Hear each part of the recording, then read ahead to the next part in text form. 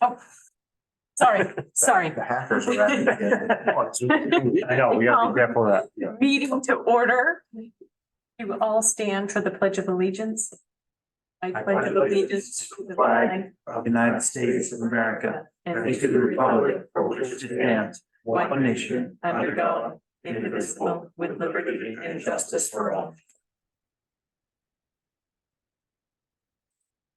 Doug always says, welcome, everyone. Thank you for coming. So first thing, approval of the minutes for September 6th.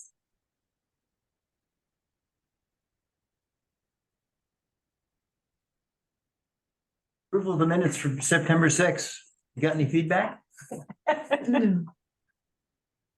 Probably okay. Probably okay. Well, I make a motion, we approve the minutes for September 6th. Second. So there's a motion by Kent and a second by Mark to approve the minutes of September 6th, 2023. All those in favor? Doug? Yes. Okay. See him up there. There he is. The next department reports. So it looks like we have one department in here. So it has to be Dan Roy you. online. Oh, that's right. Dan's on. So, I'm here all night, so. okay, so why don't we do Mr. Roy, please? Good evening. Can you hear me okay? Yes. All right. Fire department's currently at 115 calls. That's 115. That's about the same call volume that we had last year, which was a record year for us, where we ended the year with about 200 calls. So hopefully that doesn't hold true for the remainder of the year with only 3 months to go. But we'll see how things play out. Yesterday, we conducted our annual hose testing, ladder testing, everything passed flying colors. It was really nice having the outside company, a third-party inspection company, perform that testing and saved a lot of backaches. So that was really good. Today we tested all three of our pumpers again, all passed, no major issues. So getting all the annual testing out of the way. Training this week and next is going to be involving airbags and struts and working with extrication tools on vehicle crashes and extrication operations. This Saturday, we'll be sending a engine over to Monmouth Academy for their homecoming weekend. Not sure if we're going to be lighting up the hill and parking lot like we've done in the past, or going to be monitoring a bonfire. It all depends on the weather and how the fields dry up this week, whether they're going to conduct night games or not. But either way, we'll have an engine down there to participate in their activities. Next Saturday is the 30th Apple Fest. A lot going on that day. Fire department will be busy in the morning helping the museum set up for Apple Fest, and we'll be cleaning out our station, get ready for a blood drive, which will be from 9 to, I believe, 2 o'clock. And so the station will be opened up for that. Still got openings. If anybody wants to sign up for the blood drive, that'd be great. Also that day, we're going to have FBLA is going to be at our station out front doing a fundraiser, car wash and bottle drive, bake sale. So feel free to stop by and help out their cause. And that's it on that day. Other than we'll be up at the 5K helping out with the race, and if PD needs any assistance, let us know as far as traffic control. So last thing I have is just to kind of pencil in, we picked a date for our fall harvest sale. It's going to be Saturday, October 7th at Highmore Farm. And that's usually like 9 or 10 in the morning for a few hours. Access off Cressy Road into the back of Highmore Farm. So if you guys can come out and visit that, we'll have a bake sale and pumpkins for sale, and that's going to be to support our Richard P. Milligan Scholarship Fund. That's all I got, unless there's some questions. Thank you. All right, thank you. Ready for you. Good evening. Update on stuff that I'm involved with and what's going on. The furnaces in the main garage, the replacements was completed today. Those are now, brand new, fully functioning, everything's working right. Just to remind, as a refresher, that was to replace one furnace that, was condemned late winter, early spring. And we were working with the one existing furnace, which was functioning but had issues. The units were, looks like put in 1998, so they were 25 years old. Both units were replaced. It was cheaper. We saved a couple $1,000s on the labor by just doing both units at the same time. They had all the equipment there, all the stuff, so. Those are in and done, and so we should have plenty of heat for the winter finally. The dam rebuild project, I spoke with Dave Allen yesterday. They are, like all of us, fighting Mother Nature. Just shy of 3 inches of rain we got Monday and Tuesday, over Monday and Monday night and Tuesday morning. Set them back again. They're just trying to keep water out so they can pour concrete. At this point, best case scenario, they'll be done the first week of October. Mother Nature keeps doing what she's been doing. It will just keep getting pushed, but he's frustrated but optimistic. They can just catch a little bit of a break that they'll be able to get that done. So that's progressing, but slowly. I could just interject, Dan, just so you know, when they finally got the water out of the sleuthway, they found out that it was actually, there was a poured concrete box down there, which was not what any of the engineers thought. They had no idea that there was actually poured concrete, and where the concrete comes down to where the gate stops. That's all, it was a concrete box all the way around. The water appears to be going around the edges of the concrete and running through. So, Dave, when the rain was coming down, wanted a very, very quick turnaround. So I approved about a $10,000 change order in that project. They're gonna concrete around, they're gonna concrete on each side, on the stream side and up on the lake side to try to correct all of that so that we won't have that problem moving forward.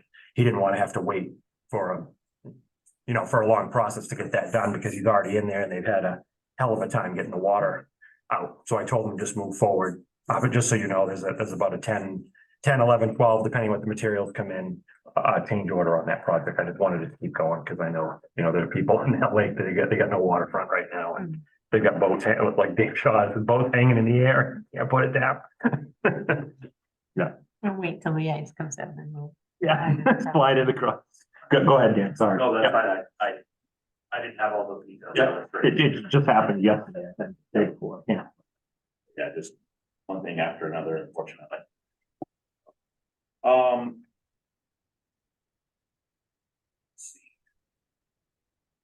I had spoke about brush clearing, tree cutting in the right of ways along the roads. Specifically on the freshly paved roads, we're just starting there. In speaking to the contractor, which is Fournier Tree Service, they're as swamped as everybody and the weather keeps holding them up. So I've asked to delay until late November or December, basically early winter. Just due to the volume of work they have on other jobs that they can't get caught up with due to the weather and squeezing us in. I was okay with it because the leaves will be gone. It'll be easier for them. They still plan to do the work. And if the ground by chance freezes up, it'll actually make life a little easier for them than so it's soft right now. So that's still gonna happen, just like everything delayed this year. And that's kind of a new thing going forward. The right of ways are so overgrown on all the roads that it's just requiring a lot of manpower and equipment to get them back, to get the sun on the roads, to get the trees, get the overhang off, to get the moisture out of the pavement. So delayed, but still gonna happen. Is that something we budgeted for, Dan? We did. I increased my tree cutting line for this July 1 budget to cover that. And that was the basis behind it, was to pay a contractor to start really digging in. So Just so everyone's aware, I've gotten a couple of phone calls from heavy road users wanting more information about when that was gonna happen. Because the branches are slapping the sides of their trucks, box trucks, large trucks, things like that. So. Yeah. Good to know. Thank you for letting us know. Good. Just to expand on that briefly, every road in town needs to have the right of way cut back. There are some that are way worse than others. In the interest of trying to stretch our spent money as well as possible, I figured we'll start with the roads we just paved, give them the longest possible life going forward. And then as we get year to year, we can work on the ones that aren't going to be touched for a while and just work on trying to get caught up on that. But yeah, it's everything. Chief Roy had mentioned Apple Fest. I'll be there all day, in a personal capacity as well, but as a public works person to help out with any issues, we'll load up the truck Thursday with all the cones, barricade signs they need, and I'll assist PD Saturday morning in getting the detour signs up, road closed signs up, blocking off some areas for parking for them. So we'll be there and available. I'm around if anything comes up that day. So housekeeping things that I didn't get onto the agenda. I had some equipment that I'd like to put out to bid. One of the things being the Ventrac machine that we used to use to snowball sidewalks and mow and sweep. That was replaced with the trackless sidewalk machine. And I just put it aside for the summer. Wanted to make sure the trackless machine was gonna work for everything we wanted it to work for. And it appears that it's gonna be very adequate up to the task. So the Ventrac at this point is just taking up space and it can be put to use by somebody else. I'd like to put that out to bid. I also have 2 storage trailers at the Public Works Garage, and those are, if you come into the yard, you look to the left of the sand pile, there's 2 53-foot white box trailers. They've been there for a long time, I don't know how long. Both of them have developed holes in the roof. So what we did have in there gets leaked on. We went through both trailers recently to see what's in there, and what we cared about, we moved into the main building or into the salt shed building to protect it. The rest of the stuff that's in there can pretty much be tossed. It's odds and ends, posts, and old wooden 4x4 plywood signs that aren't reflective, that don't meet the sign guidelines for going forward. So I'd like to place those out to bid, see if we can get them, if somebody wants them, and get them hauled off the property, not have to list them on the insurance and liabilities. And as I said, they're not meeting our needs with holes in the roof. There's nothing we can do with them at this point. And the other pieces of equipment is the old metal recycle chambers or containers that were used at the transfer station years ago that had the plastic tops with the multiple bins. There's still 3 sitting on the property. They're all in a line behind the building.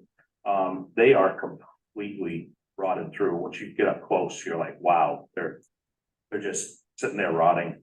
They're so far gone, there's nothing we could do with them. So at the very least, I'd like to put out the bids, even if anybody wants them. If they don't, maybe just haul them off to the metal recycler, get some cash for them and put it into the fund. I realize I didn't have that on the agenda, so if we want to push that out a few weeks, make it an agenda item to officially discuss, I'm fine with that. It's just some housekeeping stuff I haven't got to. So if you have questions more on that, let me know thoughts on that. Let them if you want, because we'll have to do a public bid anyway, so they'll get an opportunity to bid on it. I make a motion that we authorize our Public Works Director to put any unused equipment, the ones he's listed here, out to a bid process to see if there's anyone who's interested in purchasing them.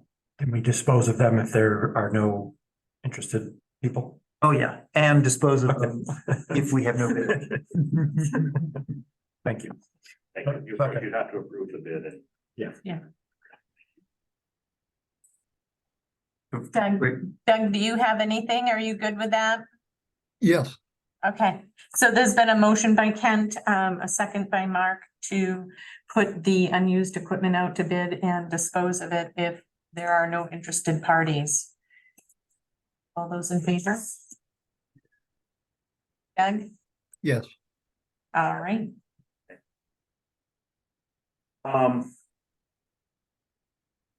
The other two items are the topic items that are on the agenda. The transfer station, the winter sand. I don't know if you just want to tackle those as we get to them on the agenda, or if we want to dive into it now. For station item is about the picking, but if you want to make that a bigger discussion, you're welcome to do that. Or you could just get an update from Ann about the current situation, whatever you would like. I can just give you an update on what's going on and where I'm headed at the moment. okay, so why don't you give us an update on the staffing and then we'll. Right, in reference to the transfer station, we obviously have a staffing problem out there that's boiled up really quick. At this point, I only have one part-time person left, and it is my person who works the weekend, Saturday, Sunday. They are happy to stay and are staying. Everybody else that worked there has left for greener pastures. So it leaves me with nobody to run the station during the week and only one person to run the station on the weekend. We have to have two people minimum to open the transfer station, simply due to the fact that we have the mechanical compactors and you can't be alone operating those. So in the very short term, this past week, I emergency closed the station on Tuesdays and basically transitioned up to winter hours. So it was open Wednesday and it'll be open this weekend, Saturday, Sunday as always, but Tuesday we had to shut down. Did my best to get the information out, but it was limited to get people. Today, the station was staffed by Public Works employees who volunteered to go out and cover it for me. And this weekend, it will be open and fully staffed with the part-time gentleman that works the weekends and two Public Works employees both days, which will give us 3 people, which allows us to open the entire transfer station, upper and lower yards. After this weekend, I basically need to close the transfer station during the week. I don't have anybody to operate it.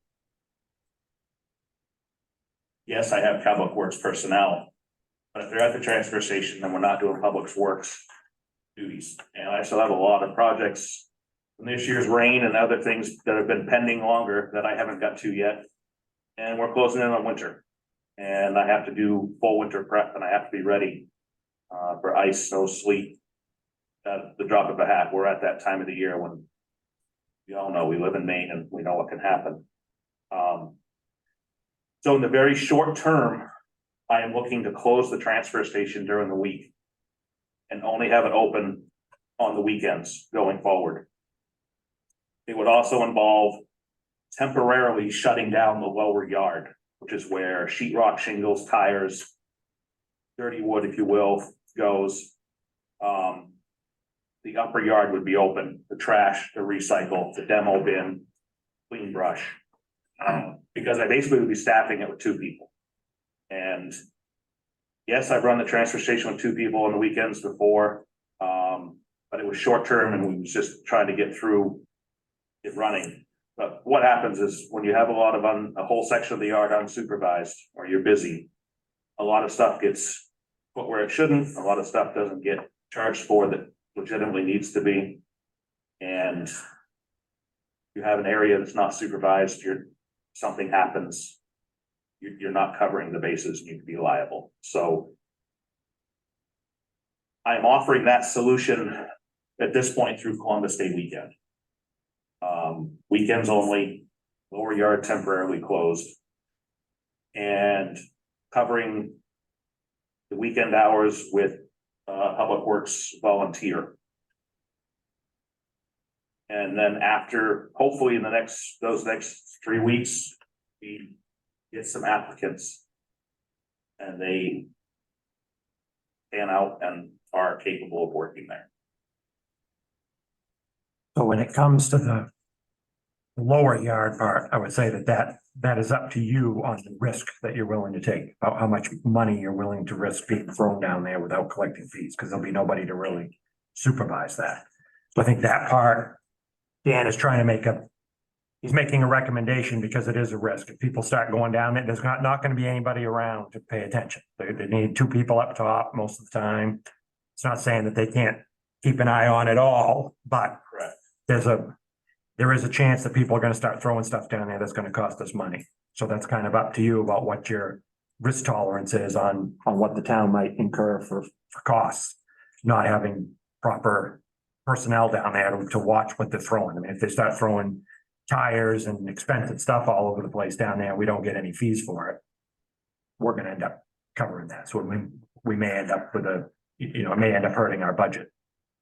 The other part to that too is if we're only on weekend hours, the volume, the average of 300 vehicles per day is gonna probably double, if not more. Like this past Sunday when we were closed Saturday for the hurricane that wasn't, thankfully. Sunday saw 750 vehicles, which is more than double the average. So if we're only open on the weekend, the volume coming in just to the upper yard trash recycle is going to be probably double what they normally see, hence 2 people. Hence, the eye on the lower yards will be almost non-existent if you have that many vehicles coming in a day. So. Thoughts? Questions? What are we doing with the sheetrock and the shingles now, Dan? Are they still getting scooped up and put in the demo? They are. I have the separate areas for them, because most people that bring that in come in with a dump trailer. And the setup we have does not allow a dump trailer to dump easily. Right. If they have an armload of shingles or, a pile in the back of their truck, they hand dump it into the demo container. The other part to that too is a lot of times you just notice that demo container is filled to the rim. And by keeping the sheetrock and shingles separate, I can get rid of them when I have a slow week. When I come in to pack up the transfer station on Monday or Thursday and I have a half full demo container, I can take a few scoops of each, even up my load. It evens up the cost weekly and it allows me to control it so that it's not a burden to anybody. So. At this point, it's temporary. People just have to kind of sit on it for a bit, unfortunately. Do we have any applicants? Not yet. And we've been advertising since the first person left, which was over 3 weeks ago. We immediately started advertising. And I know we've kind of all talked about it on and off. And as I've been re-looking for employees, just talking to people in different areas, it's not gotten any better out there trying to get people to come and stay or to show up after you offer them a job. So At one time, we talked about kind of looking around to see what other towns were doing. And if there may be some alternatives to what we were doing, and I'm sure everybody's been so busy, probably nothing has come of that. Justin's done some research, I've done some research, there's a lot of different options out there. There's a lot of different things being done. Our transfer station, for the level of the amount of vehicles and people we're seeing, it's a small percentage of the population, but we're at capacity. The setup we have, the equipment we have. We don't have the room to take more in. With an average of 300 vehicles a day. And so call it for summer hours, that's 1,200 vehicles a week. Monmouth's population is 4,000. Wales population is 1,700. So, maybe Monmouth's 4,200. You round that off to call it 6,000 people, potential customers. We're seeing approximately 1,200 a week. That's a lot of people we're not serving.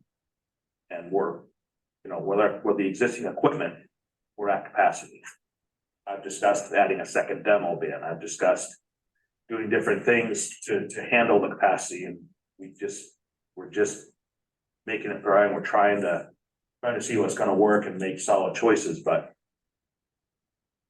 for what we're dealing with, we're at capacity. It's gonna involve some changes potentially, but we gotta look at some bigger changes, potentially a study, see what's recommended.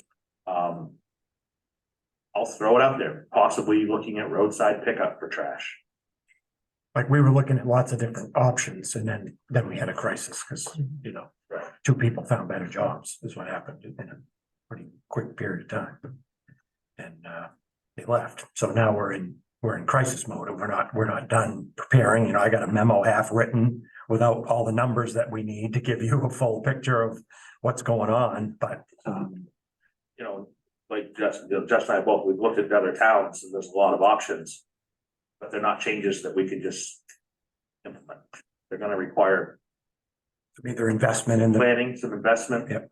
And a change in how things are done, which never goes well. So, is one of the disadvantages to having the compactors is that you need more people down there, because it's a mechanical piece of equipment that people can, you know, die in. Right? So it's like, you can't just set that up with someone that doesn't know what they're doing. They have to know how to operate that thing for our insurance and just for liability and all that. There are other options where you just have, you know, roll-off containers, but then you need to have them set up in a way where they're down below, so people have to throw stuff up over, and our setup isn't set up for that. You know, if you just we had 6 roll-off containers, a couple for demo and 3 or 4 for trash, it's a matter of just throwing stuff in there, and you have you don't need an 18-wheeler, you just need a roll-off truck to come and haul them and move them around and haul them. You know, there's just so many options out there about how to operate it, just at the way we're doing it, let alone taking into account, like, do we want to be taking, you know, all that other stuff? Do we want to be taking tires? Do we want to be doing this stuff? Or we want to just make people find their own way to just worry about household trash and recycling? You know, there's so many options that kind of have to be looked at, unless you just kind of want to take a scatter shot at, you know, let's just do it the way we're doing it and not consider the other things, which is obviously an option. But right now we're having a problem staffing it, and everybody's having a problem. And if you go on the MMA website, if you look under transfer station, there's got to be 50 jobs that are within, you know, 20 miles a year. Every transfer station is looking for people. They're not highly sought after positions when you can, you know, when you can work at McDonald's and make the same money and not have to deal with trash. You know, just think about it. I mean, Hannaford's pays more than we probably pay at the transfer station to be a cashier. I mean, it is what it is. The times are just not good for this. For a lot of the menial municipal tasks are just very hard to find anybody that wants to do it for the money that we could pay. Would it be worth making a phone call to Winthrop and having a discussion with their town manager to see if they would be open to receiving our demo sheetrock, shingles, whatever? They have the scale. They know how much it costs to get rid of it, even if it was at a different rate than what their rate is. I don't know how close they are to capacity, if they could handle. I mean, in a week's time, we probably don't get more than a dozen customers that are dumping sheetrock, shingles, demo debris. I mean, well, the demo container gets a lot of, you know, miscellaneous stuff, but Household stuff. He's on my list also in the capacities. Do they have any people that work at their transfer station that are willing to work overtime over here, and they could just bill us for their time? He's on my list to call tomorrow about that too. Like, can we get any personnel from them that might want some extra hours and come over here and work for us? Because then it would just be a contract between us and Winthrop about, you know, come over here and work and we'll just reimburse you for their overtime costs. You know, we don't have to bring them on as employees or any of that kind of thing. We might be able to pull that off too. I'm not sure. I have to call him tomorrow. it may be a temporary solution. Because I mean, we've had the discussion, well, if we increase the fees, then people are gonna start dumping it down some back road. Well, we say we ain't taking any of it.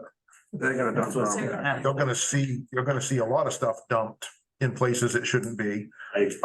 So at least if it was an option, we can't take it, but you could bring it to Winthrop, put it across the scale, and they're gonna charge a fee. If it's It's worth a phone call.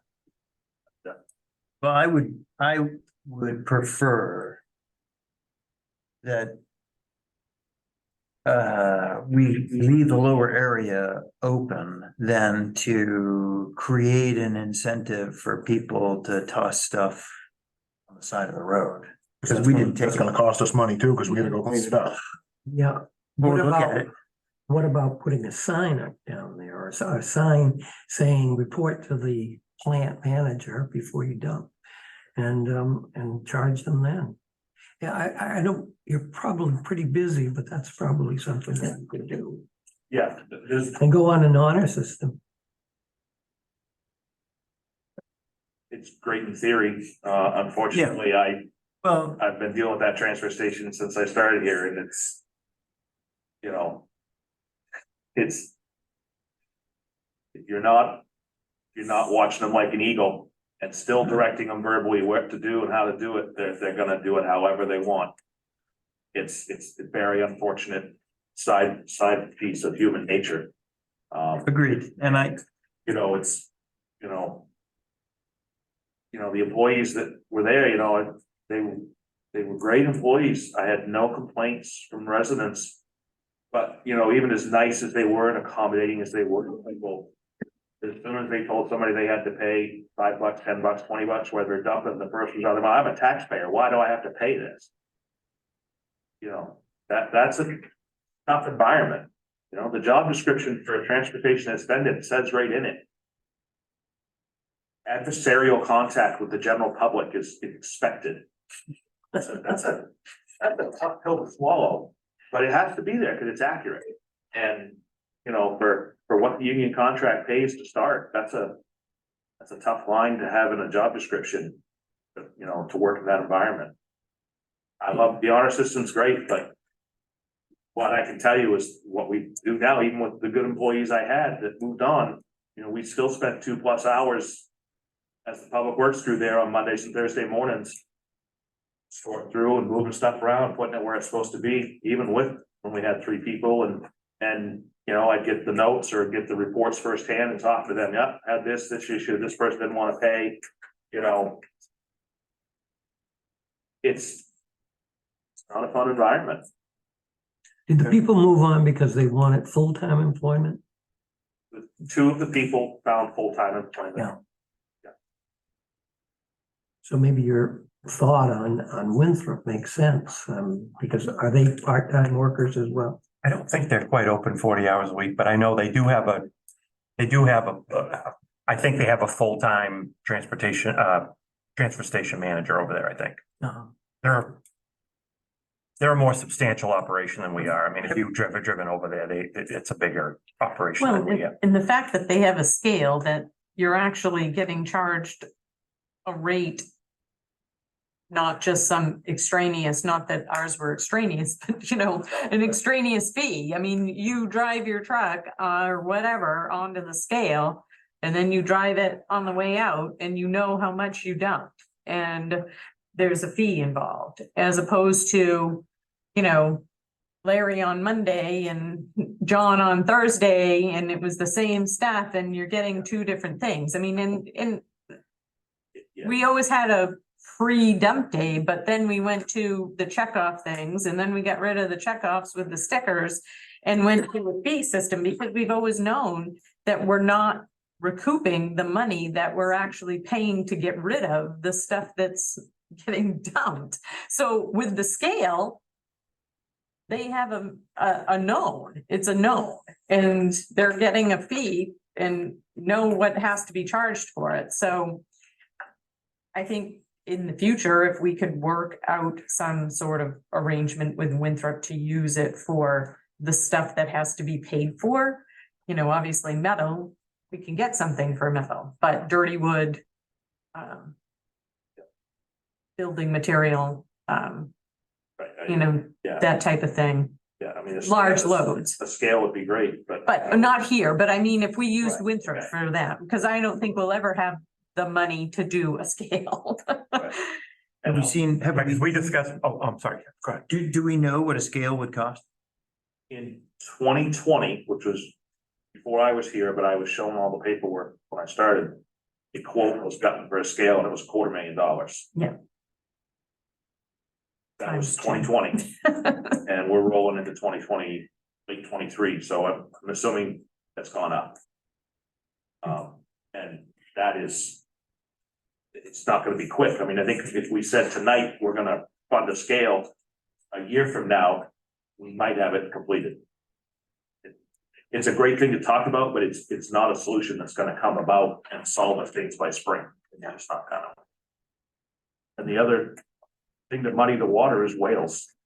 Yes, They're a partner with us, and I've spoken to them late last week and talked to them, but they, you know, if we go to Winthrop, what does Wales have to do?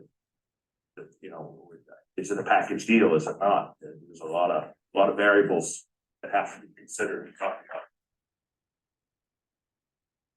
Have we ever offered a full-time job for the transfer station manager? Has that ever been a full-time position?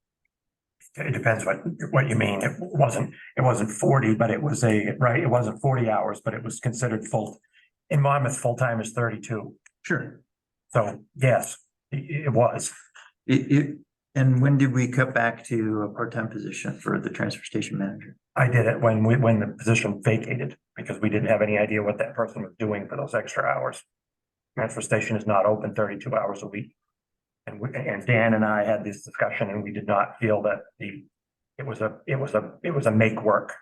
We were giving somebody hours so they could qualify for benefits. But we weren't open enough. So we reduced it back to what we thought was the hours that the person was actually working.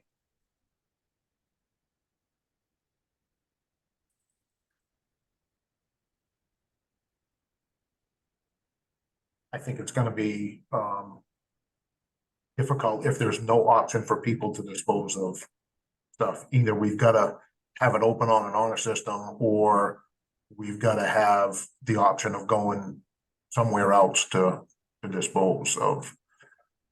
That's my opinion. If we don't provide the tools yeah. to get the job done, people are just gonna take matters in their own hands and it's gonna end up in someone's backyard. And I'd like to think that the majority of people, if you did have barricades down there, that you could actually drive in and an out with the barricades, but 3 barricades, 3, delineators. And the one in the center said, please see attendant before entering. Hopefully, I mean, I know I'd stop and go up and say, I've got this. Are we good to go? Or do you want me to pay? And, you have to walk around there anyway. And if you're elderly, usually you have somebody with you and you're not taking demo, but, so I'd stop and walk up there if you're hauling a trailer and you don't want to be moving a trailer around or backing it up, walk up and say, I've got this, what do you want for money? Get your slip and then go down and get in your car and drive through. I mean, that's my hope and wish, that we could operate something like that. Does that make sense to you? So nobody has to go move a barricade, but you could very clearly that there's delineators there and we want you to stop. I'm more than willing to try it and hope for the best. I really am. That's. I totally understand. that I don't side think of it. there's I'm just any looking at it perfect from my solution. side So, of that, but we can do that, everything for short term is gonna be a sacrifice for everybody involved. do you think that would? I would call Winthrop just to see if we even have that option. Because that would help. So we had that option, and if it isn't gonna work, no, we don't have that option. We're at capacity here, in Winthrop, then we're gonna have to figure out an option here. So we've got a week and a half, because this weekend you're gonna have somebody on the lower yard, so we've got a week and a half to ask that question in Winthrop, and then. Yeah. Winthrop, Yeah, this weekend I'm fully staffed. I asked for volunteers from my crew and from the public works crew, and all the guys stepped up. And we'll have 3 people out there both weekend days. Things will be like they've always been. It's just going forward, Will there be paid though, right? they're gonna be paid if their Yeah. public works overtime rate. That'll be Yeah. overtime, right? Yeah. But the beauty of it is, two of the people have worked at the Right. transfer station anyway, two of your staff that I Yeah. know of. Yep, they have, and So- they're very familiar with it. It'll be the easiest weekend in a long time out there for my end of it. Because everybody there was fully Seasoned. seasoned, Yeah. great word. Yeah, so it seems to me, I mean.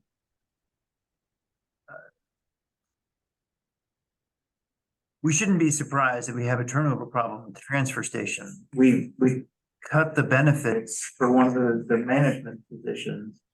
And now people are not willing to work for the job. And they've gone to find other employment. And I realize that we're saying, oh, well, you know, it was kind of a make-work situation because we're not open for 32 hours a week, but I'm sure we can find something to do for some employee in town to keep They're them busy. unionized. We can't ask them to do anything that's not in their job description. They're in the unions.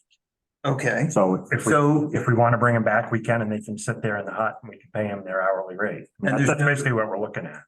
okay, but yet we're gonna pay time and a half for public work. I mean, But we're It's- talking it's about a one lose-lose. employee, yeah, the other one just left because it's never been full-time and he found a full-time position. There's nothing we can do about that. You look around, there's help wanted signs everywhere.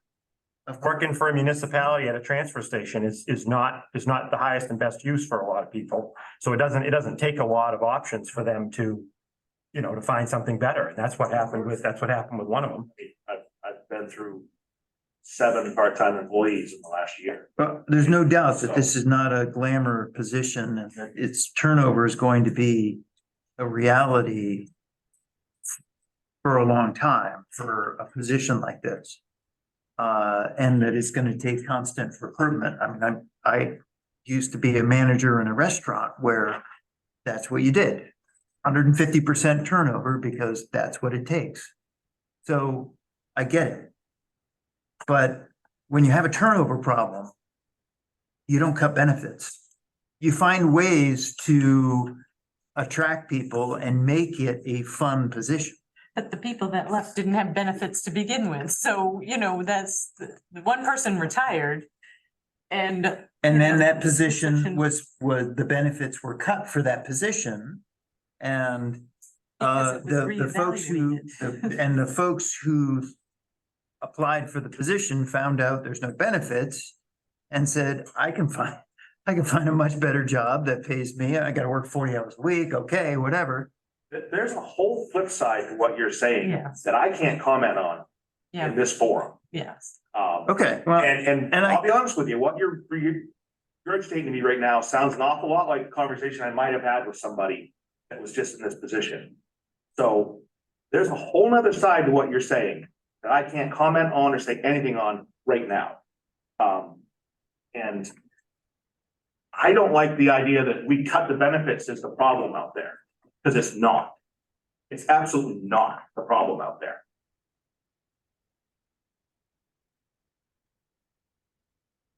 I understand. There's some employment conversations that we can't have on a public record. You did just say earlier on that you were very pleased with the work that the public, I praised them weekly. Justin passed on to me, hey, give them kudos. I had compliments instead of complaints. And I made sure they were aware of it. I made sure they were appreciated and knew that they were doing a good job and it was being recognized and noticed. Excellent. I make an observation as an outside person about and this having been a full-time. You were just saying, Dan, that you had to go on Mondays and other days to move stuff. Those are more hours during the week. Is it, and you're also saying some of your people who are road crew people, is it possible to find somebody who has the skill set that can do that as well? Would you advertise if you could rewrite the specs on what this new job could be if you decided to bring it up to be a full-time job? Is to be the manager? Like, I mean, I know you said you brought it down to be part-time. If you made it to be full-time and then that person's part of their new requirements of their job, would you be doing that job that you now go on the off days to move these piles and level up? That that's part of their job. It's a very good idea. We just can't find those people to work in public works to begin with. Because So that's the problem. We can't find equipment operators or truck drivers. Like you can't find. Because people that do it. I mean, I know people want to do what they want. Right, no, but when he has a couple of retirements coming up here, we're gonna have a real problem finding truck drivers too. They just don't exist. Every community is trying to find people to drive What trucks. Ken's saying is it's gonna be hard to find anybody who can't say it's full-time, has bennies and everything. It maybe broaden and sweeten it. That's just sitting and listening to all of this one off. Yeah, I certainly understand where you're coming from. When I say the public works group goes in Mondays and Thursday mornings and spends a few hours there, we're not raking. We're operating excavators, we're operating loaders, we're operating dump trucks. We are doing equipment operator level work, dealing with the stuff brought in over the weekend. So if they're going to do that multifunction, they're going to have to be at a equipment operator, truck driver level. I don't have anybody knocking down my door to work public works side as well. It's just explain to you what that is and, you know, It's not something one person can do, because you got one man running the loader, you got two people throwing mattresses in. And It's- other stuff that gets dumped in the containers. It's a it's, 4 person job. ideally, and what's happened in the past is people that have worked at the transfer station have started there, have worked their way up, gained their certifications, gained their practice, got their Class B license, and then when there's opportunity at the public works level, they slide up. So we've had 2 of them. Well, technically 3 if you go back to one of the older gentlemen who started back there in like 1998.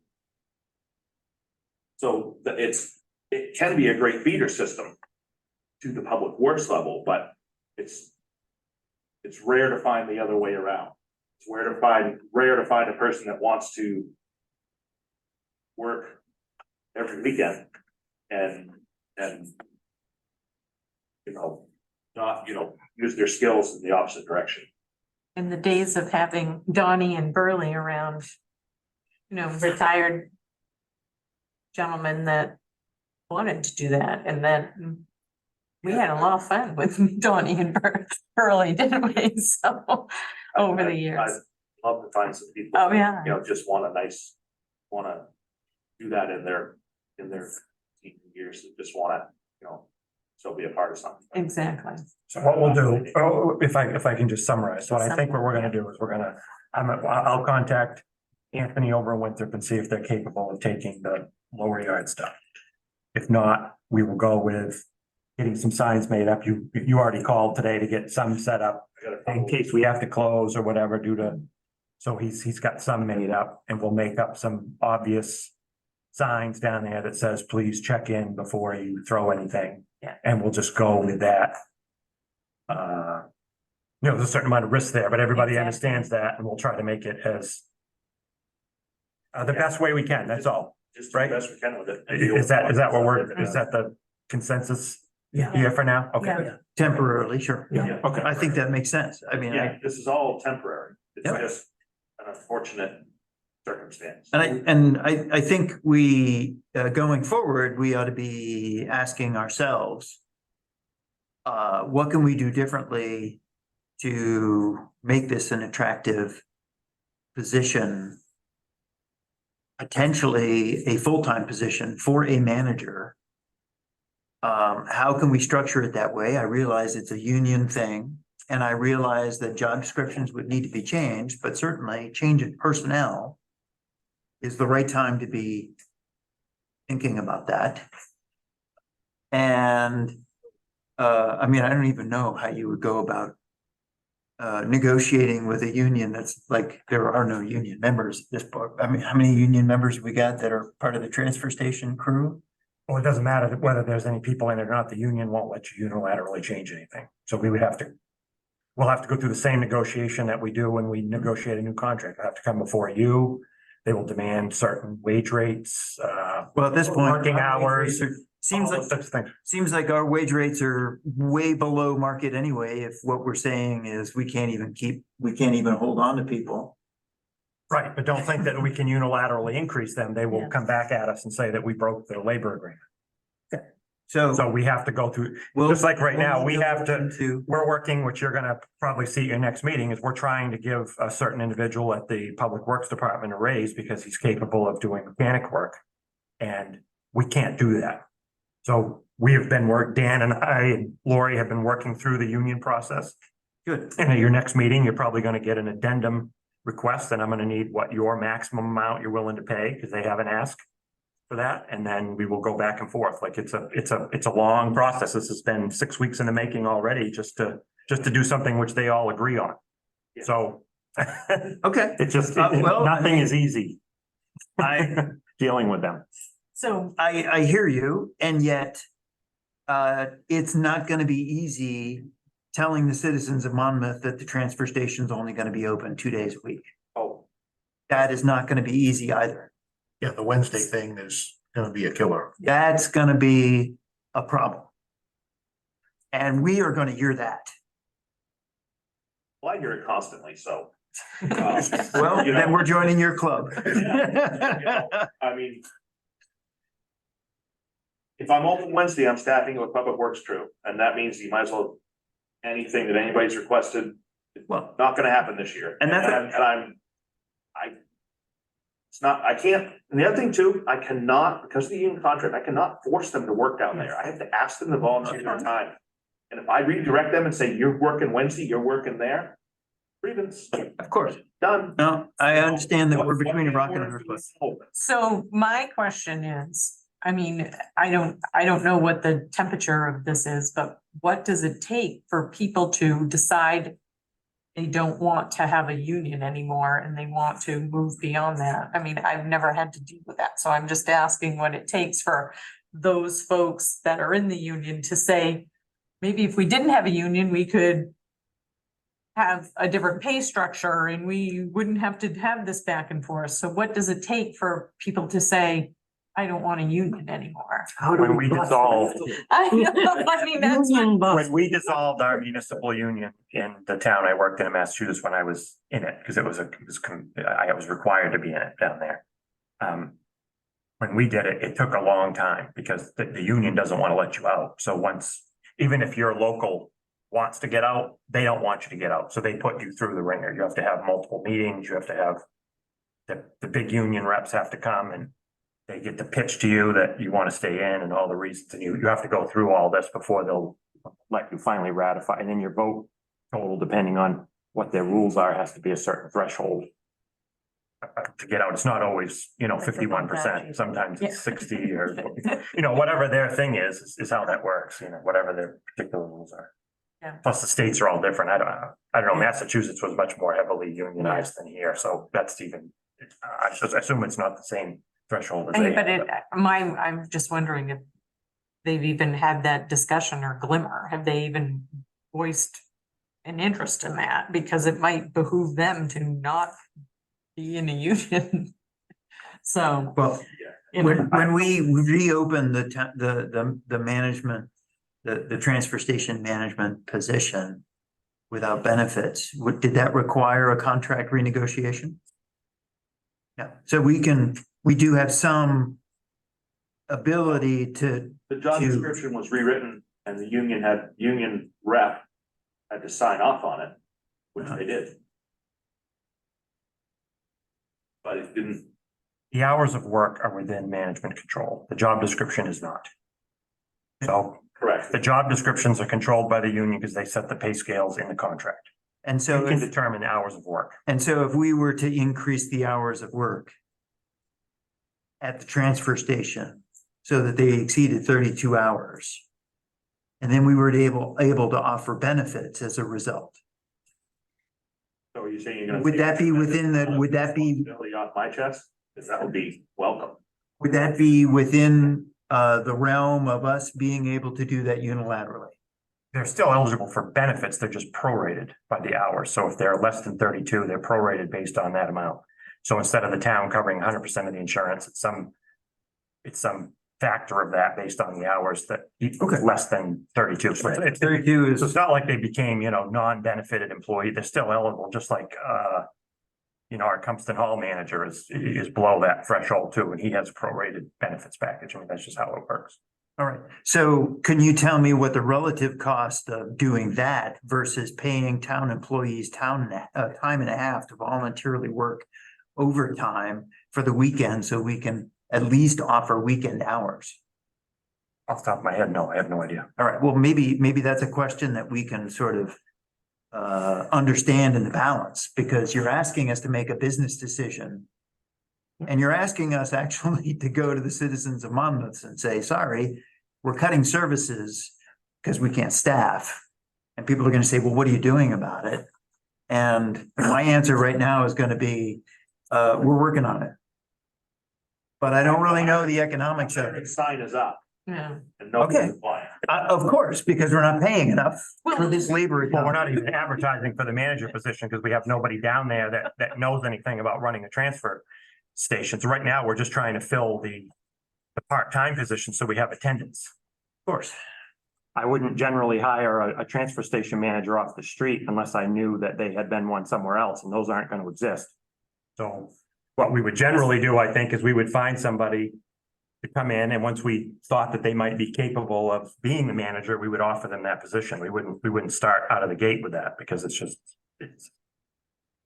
kind of foolhardy we can't find there isn't going to be somebody from the Winthrop transfer station manager is not just going to move over here. He's already got a gig over there. That's probably better than ours. Yeah. Even if we made it 32 hours a week, it's probably, I'm just assuming. I don't really know what theirs is, but there's not all these people flying around that are going to apply for these jobs. We can't get them to apply for any of our jobs in town government right now. Yeah. So, I mean, I guess I would They just don't exist. I would be an advocate for thinking out of the box about how you can sweeten this without a whole lot of effort. And, I mean, anyone considered, the possibility of partnering with another community and expanding the number of hours that the transfer station is open? We're at capacity now. Not if you increase the number of days that it's open. So if it's 300 cars a day and you add an additional day because another community is part of the deal, then the cost to the town would be substantially less because we've added another community and we've spread the business across more days in the week. We're closed 3 to 4 days a week. If we were open an additional day, then we could actually have positions that would actually make productive use of 32 hours a week. He's referring to the capacity of the actual facility. That It can't handle any facility. more trash. They're full. Our compactors, we only have 2. And we can't load them and unload them and bring them in fast enough to move that amount of trash. You can't empty them twice a week instead of once a week? Your equipment's not gonna hold up to it. The volume we're handling now is the max that system is gonna operate at. 3 of those trailers are older than 2008. 2 of them, one of them's from 1998, the other one's from 2001. They're at the end of their life cycle. Okay, You that's know, fine. th- And you're- have we considered the possibility that if Eco Maine is charging us, close to a 60% increase over what the Auburn facility is charging us to dispose of waste, because it's converted to energy, that maybe we don't do business with Eco Maine. They're not actually recycling it, they're storing it somewhere. Certainly a possibility. Well, because if we do that, then we don't have to have a recycling compactor. We don't need one. We could park that in the back lot and have a dumpster there that would be an additional trash receptacle. With a lot of modification. Of Because in order to run the trash compactor where the recycle trailer sits, gonna have to have a whole electrical and operation put over there. You're not gonna run two off what we have for existing equipment. I absolutely agree that there would be a lot of adjustment, but if we're in crisis mode and we're gonna go under the microscope as a select board, because we're cutting hours, because we can't staff, and the staff we are using are getting paid time and a half. That's a difficult situation to be in, and I guess I would say, let's think out of the box. Let's use the crisis to come up with some solutions that make sense to the taxpayers of Monmouth, so that we're sure that we're getting the best value. And if that means we go and we say, we don't like fake recycling, we're gonna send everything to the Auburn facility, so it gets changed into electricity and save 60%, $60 a ton. Then okay. And if what that means is we don't need as many receptacles, or maybe we have to rewire receptacles, okay, well, we've got some savings in year one. I'm just saying, if we've got a crisis, the solution isn't just to stop what we're doing. The solution should be, let's think out of the box and think creatively about how we can solve the problem. I'm all for all of that. But the next 30, 60, 90 days are not gonna produce that result. We are going to deal with this crisis right in front of our face. And yet, Short term, and we're not gonna change anything. You know, come Columbus Day weekend, nothing's gonna be different. We're still gonna have no employees and no way to staff it. And maybe a couple applications that come in. Hopefully, they're capable people that can work. It's a great conversation to have going forward and with how we want to revamp it and what we want to do. But with what we have right now today, it's irrelevant right now. We can talk about it going forward, make all kinds of changes and talk about adding facilities and capabilities, machines to run a separate compactor and a separate unit, but I'm not gonna get an electrician in there next week to have that all wired up to go. It's not gonna happen. Dan, I don't think that we're expecting that. What I am suggesting, though, is that when people come to us and ask us, why are we cutting services and charging more? Right? We're increasing our labor budget because we're paying time and a half. And we're cutting services at the same time. We need to have an answer. But if there's 5 people over here we're not paying, and there's 2 people over here we're paying time and a half, to me, I think it's gonna be a wash. It's not, because we've gotten this employees we're not paying at all, because they're not there. So, but then. Offset some for sure. It's so, we need to come up with a plan, but we're not gonna come up with it tonight, and we need to do some investigating with some surrounding communities. And if people want to know why, the short and sweet answer is we have no staff. Correct. And that is the answer I get most days when people say, why can't I get in and get my teeth cleaned? The answer is, we don't have any staff. There's no staff anywhere. So I don't think we're not gonna fix it tonight. So, I think in 2 weeks, come back, we'll have some more and new information, and we can all hope that somebody applies, maybe 3, we can hope for any of that stuff, and then we'll take it from there. But we're not gonna fix it tonight. So.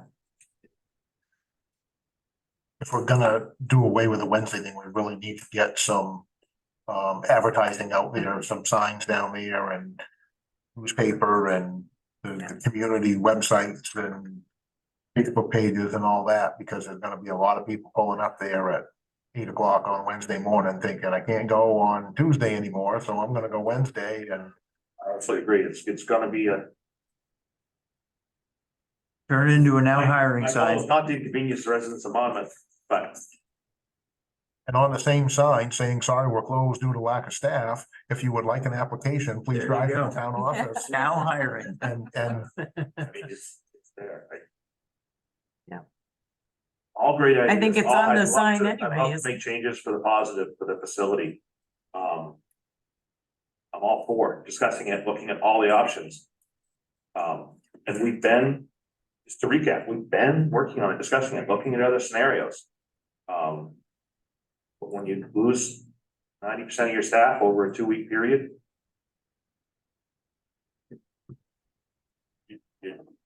What do you do? This is the best solution I've got at the moment, short term, to keep it functioning. And, go from there. That was a really long department report. I know, we'll come back to that. Do you want to do yours? All I want to Did say you is have that, anything? I'll skip most of it, but most of it is just that the bills went out Monday afternoon. So they Okay. should, whenever they get to you from the mail, they'll be there. I They could did- ask they did that go out. today. The bills? The tax bills. Okay. And, Kent may touch on this, but there seems to be some preliminary interest in the big property up on Main Street. I'm not gonna say more because I don't know if he wants anybody to know, but there's, Oh, no, we need to put that out there. Okay. I'll talk about it. When we get to that's the all, select board. so I'll say nothing else. So. Select board reports.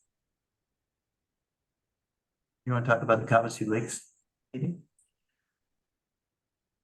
Well, yeah, we did go on last Wednesday to the Augusta Country Club, and there was a presentation on milfoil and films, and it's pretty scary what can happen. Apparently, they showed a video of a lake in Minnesota, and I think now they say 400 lakes in Minnesota are affected. They highlighted how important it is to get this nipped in the bud. And I assume it's just an ongoing process. You're never gonna rid the lake of this plant. It's just an ongoing maintenance thing to. Well, step one is to get it under control. And in Cobbossee, it's not. So Cobbossee has a different variety of milfoil than Annabescook. It's a European milfoil that has a much more aggressive growth rate. And they're kind of going through the early stages of putting in a surface use restriction zone and an herbicide treatment in an area down by the bridge in Manchester where the dam is. That was discovered earlier this season to be chock-a-block, overwhelmed with this European milfoil. And so people, it's a new surface use restriction. People are making all sorts of stupid mistakes and going past the buoys, and a lot of neighbors are getting upset and being concerned that it's going to get spread around the lake. And that's kind of what the meeting was about. IF&W was there. Department of Environmental Protection was there. Some representatives of the governor's office were there to hear the concerns of the folks on Cobbossee. The idea of the harbor master being there came up again. That's one that's come before us in the past to collaborate amongst the towns to have a person who would enforce the restricted zones in Cobbossee. The ideas of making it easier to get surface use restrictions so they can adapt more quickly when they find stuff in the wrong cove came up. The idea of cleaning stations at boat launches came up. And all of those things we heard from IF&W, DEP, and the governor's office. Those issues are on the table. We do not want this type of milfoil in any one of our lakes. And the problem with Cobbossee is it's a highly traveled lake. A lot of boats that go into Cobbossee come to Cocknawagon, come to Annabescook, come to Wilson Pond, same boats, right? I mean, if you look at You know, how likely is it for your lake to get an invasive plant? Well, it's totally dependent on the next lake over. And Best Cook got ours from Pleasant Pond in Litchfield. Same type of milfoil that's in Pleasant Pond and it's been there since 2008. So the problem with the milfoil that's in Cobbossee is that it grows 2 or 3 times as fast as the kind of milfoil we've got in Annabescook. And so it requires much more aggressive response. And people are very, very concerned. So it was, I mean, yet another sort of crisis situation where people were using the crisis to sort of say, come on, we got to get off our hands here. We got to get some stuff done to make things better and at least get it under control. You're not going to get rid of it. Shorter answer is you're not going to get rid of it. So do you have reason for hope? Sure. In Great Pond, they've got variable leaf milfoil. I've had it since 2007, 2008. And it's in a restricted zone. That's one little inlet. And they have a surface use restriction. It gets renewed every year. And things are under control. And they send scuba divers in to mitigate it every year. Don't even have to use herbicide on that. It's just enough so that you send scuba divers in for, 3 or 4 weeks a year and they scoop it out of the bottom where they can find it. And it keeps it under control. People stay out of that cove. Right? That one's like a 5,000 acre lake. And there's one cove that they got to stay out of. Sounds reasonable. And the good news is, and I paid IF&W a compliment, the surface use restriction on Annabescook, which was renewed this year as well. We had our best year ever in terms of compliance. People were being pretty reasonable. I think we might have had 1 or 2 folks that went on the wrong side of the buoys and someone had to go over there and shake a stick at them. But it's been pretty decent. Yeah, I should talk to you about the Economic Development Committee because we don't want to keep secrets. And we had a committee meeting last night. So it's actually part of the public record. If anyone wants to see what was discussed at the committee meeting, they're welcome to see it on Zoom. And the Economic Development Committee has been approached by a developer who is interested in this 32-acre parcel on Route 132 and is interested in asking the town for a credit enhancement agreement to put affordable housing, sounds like it's apartment buildings, 18 units on that parcel of land. And the idea is, we don't know a whole lot of what that might look like or what the design would be. And certainly there was some conversation back and forth about it being an entryway, an important entryway to the downtown area. So appearance and welcoming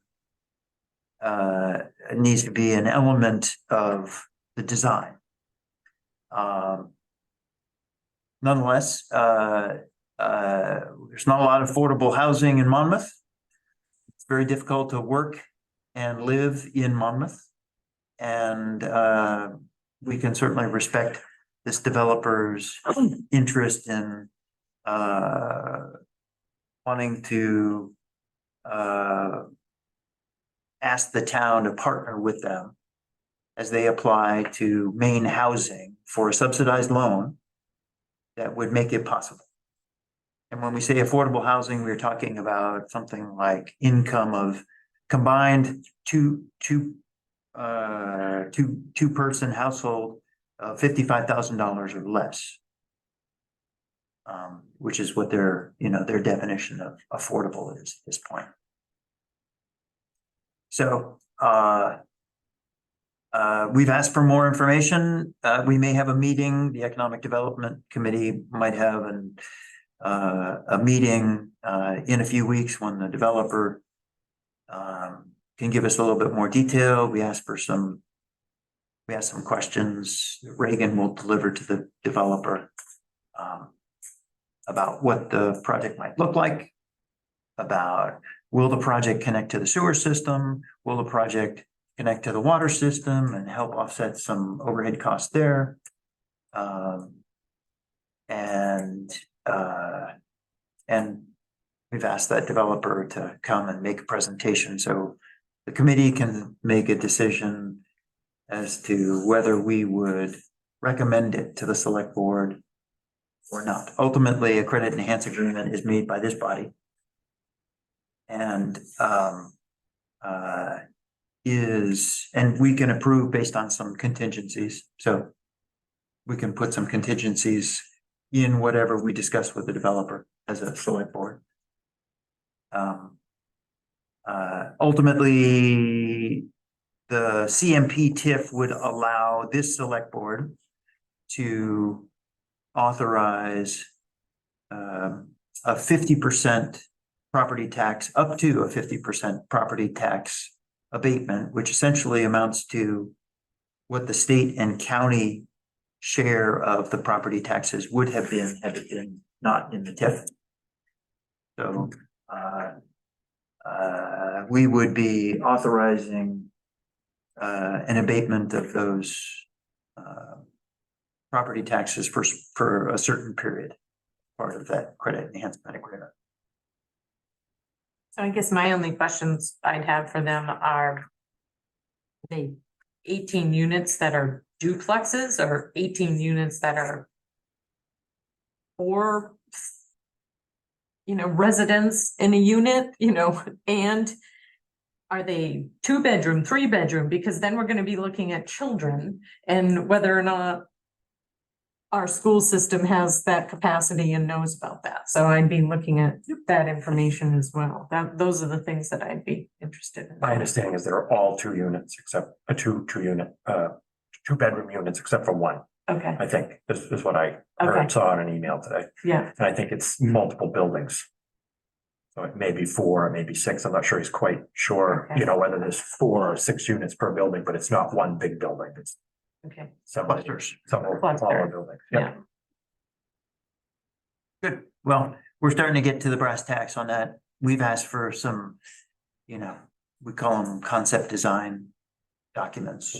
So it's an initial picture of what that might look like from the road or, not construction documents, nothing with measurements or anything like that, but just sort of, what's the general picture you're looking for? And of course, if we want to approve a credit enhancement agreement as a select board, we can always put certain contingencies. If we're not satisfied with the answers, but we want to give this particular project some help in securing funding, so it can move to the next step, which is what this person is asking, this company is asking. Then we can put we can put whatever contingencies we want to in our credit enhancement agreement, so that our interests are protected, but we've sent the message that we see, we could send the message that we see the value of this project. I would be interested to get Paul's take on affordable housing and what that means for the community, policing wise. What are the what should we expect from a project like this happening? Because I know there are housing projects in town that are more prone to police visits than other locations in town. Mr. Lamasta? Initially, I'm not for this project at all. I like to remain open-minded to see the eventual plan. Considering I live right down the road, affordable housing doesn't sound really attractive, especially since there's already that across the street from this proposed project. And the MPD has spent much of their life responding to that facility, which goes right to Mark's comment. If you think about the railroad tracks to 202, there's a couple of good size places that have low income housing already there, and the amount of issues that arrive in a multitude of facets is significant. So, I know we need affordable housing, but when I think about how much of that's already clustered there and what's right across the street and the issues that have evolved from that. Trailer Park is a similar venture, although they are stepping up their game, which I'm glad to see, but there's still issues there. So, I think that's a strong consideration, especially to Mark's point. Yeah, I think so too. I mean, if it was, you know, if units were dedicated to elderly or, you know, That I'd because we love to know see. we need to have affordable elderly housing. I think that in my mind, that's something that would be far more attractive to me I'd to be all be able over to that. keep, Absolutely. you know, older folks being able to afford to stay here if they can't take care of their own individual home anymore. So, This on the surface sounds like the second one I consider destructive idea. The other one was over on Cottonwagon with a swamp and 300 campers on a mile by half a mile lake. Doesn't, you know, talk about milfoil and issues that could happen with all that going on. But I think we really have to look closely at what the impact is on the community and this, Yeah. on the surface. Again, I want to remain open-minded and see the plan once it comes out. Sure. But initially, that's very guarded about it, and I live just a few yards down the road. So that topic actually did come up as part of our conversation. And again, we need to hear from the developer to see exactly what sort of criteria he's allowed to use when advertising the apartments that would be available. But certainly one of the concerns that has come to mind is those elderly folks who can't afford or don't want to maintain, you know, their family home, but yet they still want to stay in Monmouth and be in contact with the community and downsize. I'd be 100% behind that kind of idea. Yeah. Doug, do you have anything?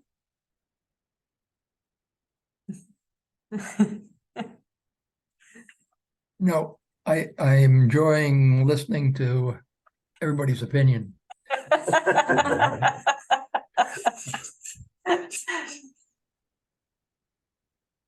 I should. Get them to work at the transfer station. There you go. What are you doing this weekend, Doug? Yeah, I'm all set to go. Yeah, can you tell us where the dirty wood goes? I can try. I do want to bring up one other issue from the Economic Development Committee, and that was we are working on a TIF proposal for a new district that roughly follows Route 202 because of a lot of improvement that's happened at Knowles Lumber and some other areas in 202 to sort of see if we can develop some economic momentum out there by introducing a TIF district for some parcels out there. We thought we had a little more time to get very detailed with the select board and make a recommendation before the November election, so we could have folks actually consider it then.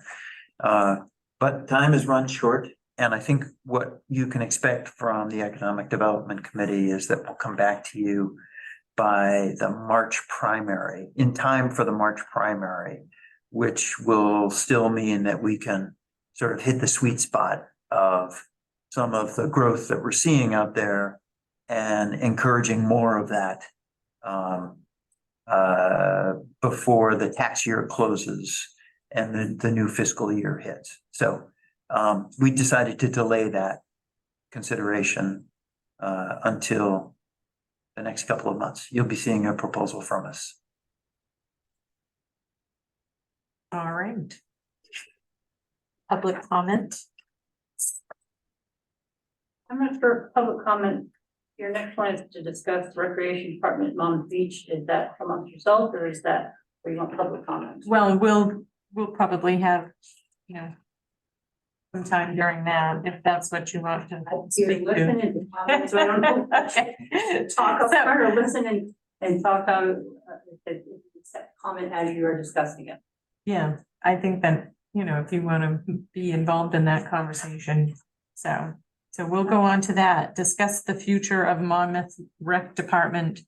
I didn't see anybody's hands up before I go through that, no. nobody's- So, the Monmouth Rec Department and the use of Monmouth Beach, so. Mr. Chair, this was a topic that you wanted to get some input on, what we're thinking moving forward. I mean, obviously, we know that if we're going to charge a fee at the beach, we're going to have to develop some language for outer town use at Monmouth Beach. We know that we're going to have to do that, but I think, you know, what you wanted to kind of chat about was about what our vision is for the rec department moving forward, correct? Yes, a lot of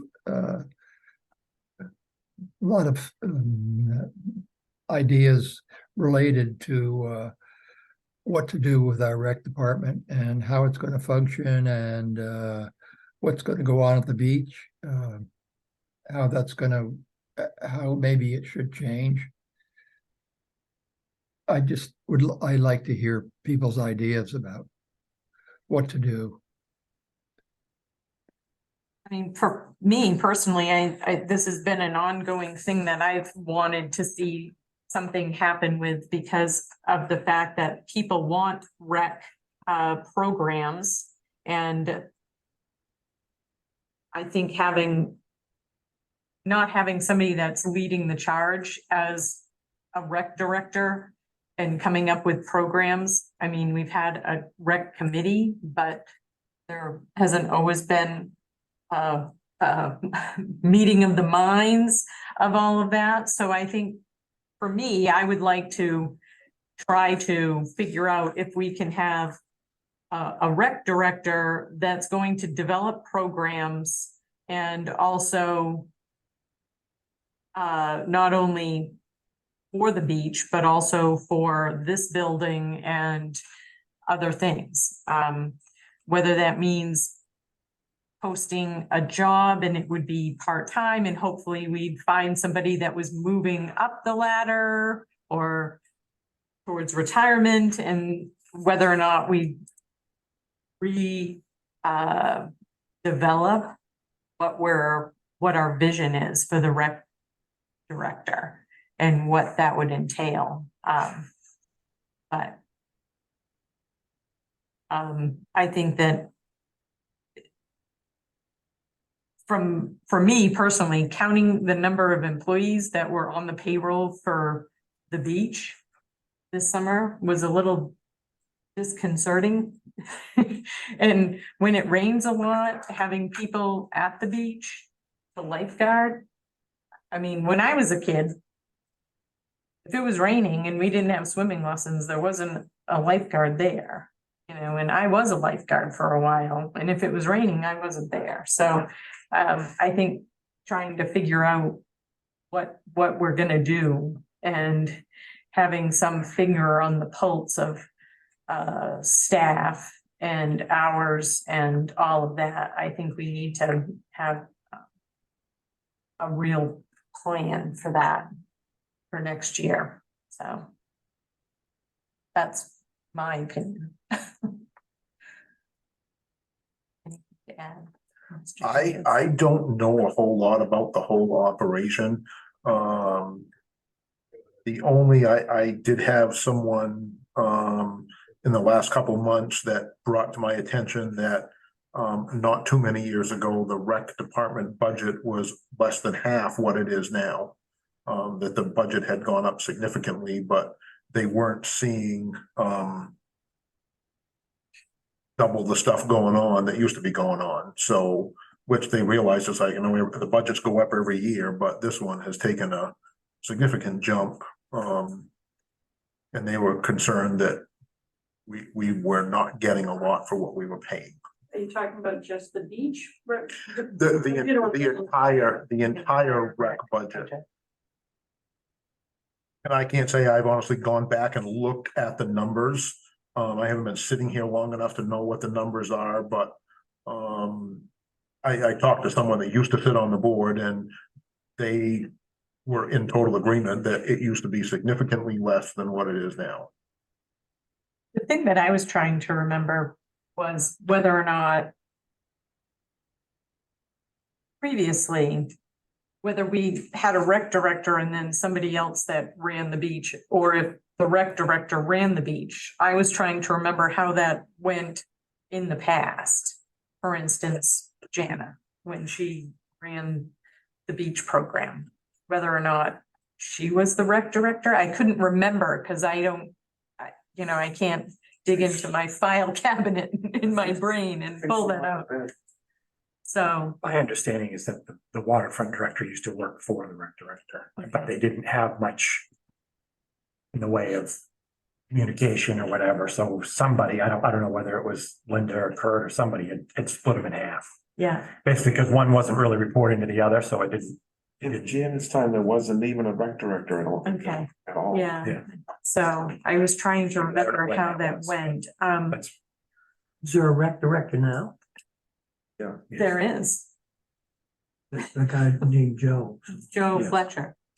not you. But they're looking for some help with the transfer. Well, I'm looking for a signature. So, Busy on Sunday?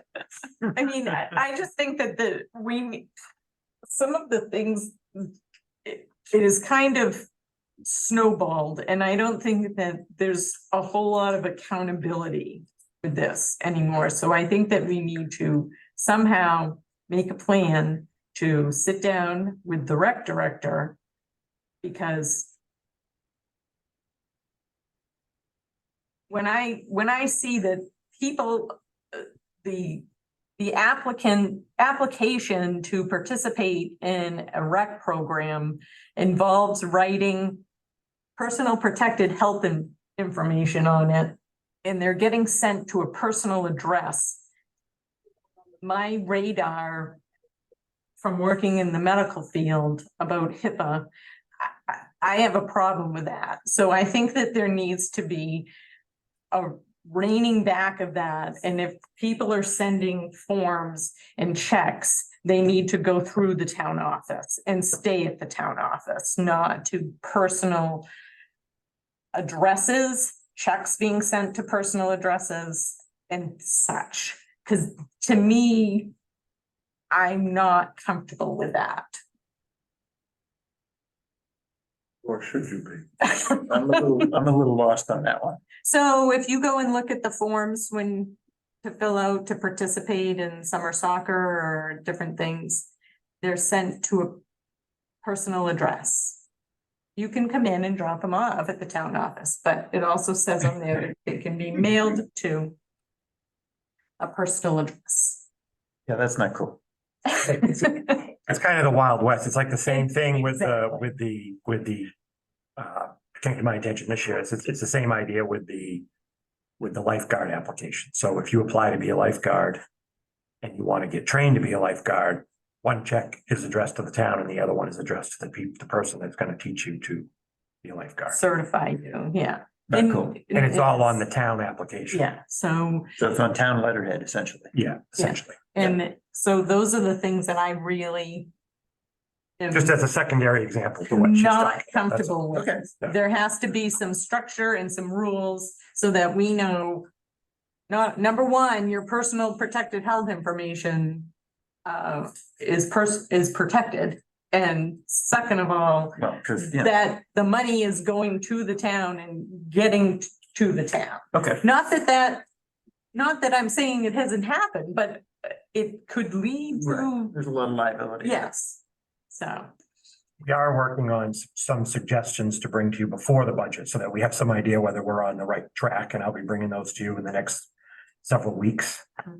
Just as kind of an outline, like, does this look sort of what you want it to be like? And certainly we can amend it any way you want, but I'm going to try to put something in front of you that kind of is like, this is the way that staff thinks that it might work.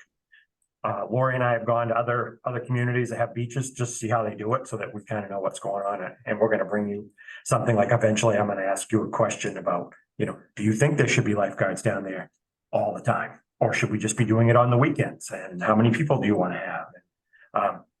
It's certainly nice to have the swim lessons. I'm not saying that should go away. That's a great benefit to this community to have that, but do we need that many lifeguards there all the time? It's expensive.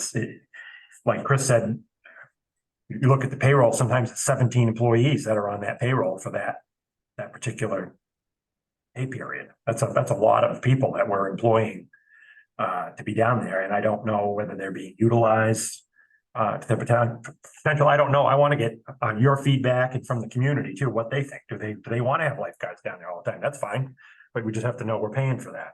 Or should we shrink the operation? Other communities have beach attendants that are responsible for more than just collecting the fees and lifeguarding, like over in Reedfield, for example. They have a beautiful beach over there. Their beach attendant mows the lawn, empties the trash, picks up things, make sure that people have paid for their stickers, whether they're residents, because you can go there if you want, if you're a non-resident, but you have to pay for that. And they do all of the above. So during the beach season, their facilities people don't mow the lawns except at the beach. It's the beach people, because when it's slow, it gives them something to do, so they can keep them busy while they're down. So those are all the conversations I want to have. We're going to put a proposal together, and then I'll kind of get your feedback before we move into budget, so that I have an idea of, how much do you want to invest? Does this situation look all right before we, start putting pen to paper and what it's going to cost? That's all.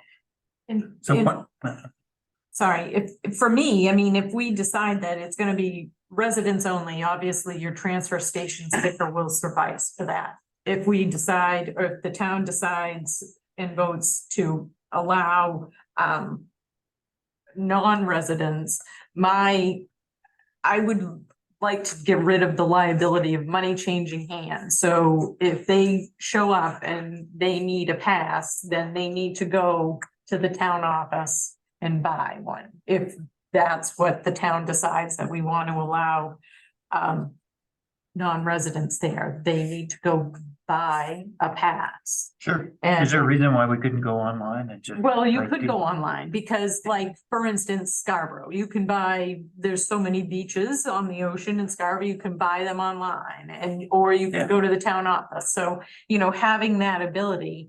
And so I just don't want to have that liability and, young kids having to be responsible for money changing hands. Well, So- it seems to me like we need to develop, and this is perhaps a budget item for next, for our next cycle, Mhm. is we need to develop an online capability of collecting fees, whether it be the transfer station, where someone says, oh, I paid my $10 for my demo thing, or it's at the, for a beach pass, or it's for a family pass for the season pass. The beach pass this is hypothetical, right? This is hypothetical. Okay. Yeah, This is hypothetical. this is hypothetical. We've not but put it on the we don't- ballot yet. We don't so- have very good cash controls for decentralized collection of fees. So theoretically, if you wanted to have a rec program to have, online registration and all, that's when it goes back to Chris's thing. There has to be somebody responsible for that. You can't dump that on the people out front. They don't have the time to be logging into a system to make sure, oh, I just paid for this 15 minutes ago online. Oh, let me log in. Because I don't want them Exactly. logging into the thing either, because once they get in, they can do whatever they want with the money. So it needs to be controlled by Mark, the actual cash receipting, but we need somebody that would be responsible for saying, yeah, you paid, here's your pass. Or these are the people that bought this last week, and then give it to the girls out front so they can be like, all these people can come in and pick up their permit. So we just need a process. We can't just, Yes. sort of add it to the workload that they already have. That's all. We just need somebody to be responsible. That's all. Okay. Of course, Yeah. and Would what, oversee that. Right. and someone. Yeah, whoever the oversees right it, person was. would and oversee. someone Yeah. set up the system That's Yeah. right. so that it Track charges of it. the right amount. Yep. But once you have done all of that stuff up front, then, the person who wants to enter the Right. beach just says, look, here's today's pass. It's Yeah. got today's date on it. Right. I paid. Yeah. And, you know, there's so many different ways of payment these days, and I don't, you know, Yeah. people Venmoing and all this other stuff, so I would love to be able to know if we can develop something that people can just Venmo. Yep. Scan the QR and Venmo the Yep. money, and I know it must be being done somewhere out there. I'm sure and there's an app for that. And municipalities are already doing it, so. And that's where if there was a rec director, part-time or whatever, that actually was engaged in that and Right. saw something every day and did something, you know, I think that that's what my hope and dream is, because again, if we're thinking about how we're developing this area up here, eventually having it utilized, you know, if we go to the pains of having trails and walking and things like that, having a rec director that's going to stripe the pickleball court and put up the Right, pickleball correct. nets and have pickleball, you know, all the things that we've talked about. Set up the schedule, Yeah, see that exactly, it gets advertised. I'll exactly, walk down the trails and notice something's wrong and yeah. ask Public Works to cut a tree or whoever it might be, right? Exactly. Like all that stuff, Yes, you know? all those things, you know.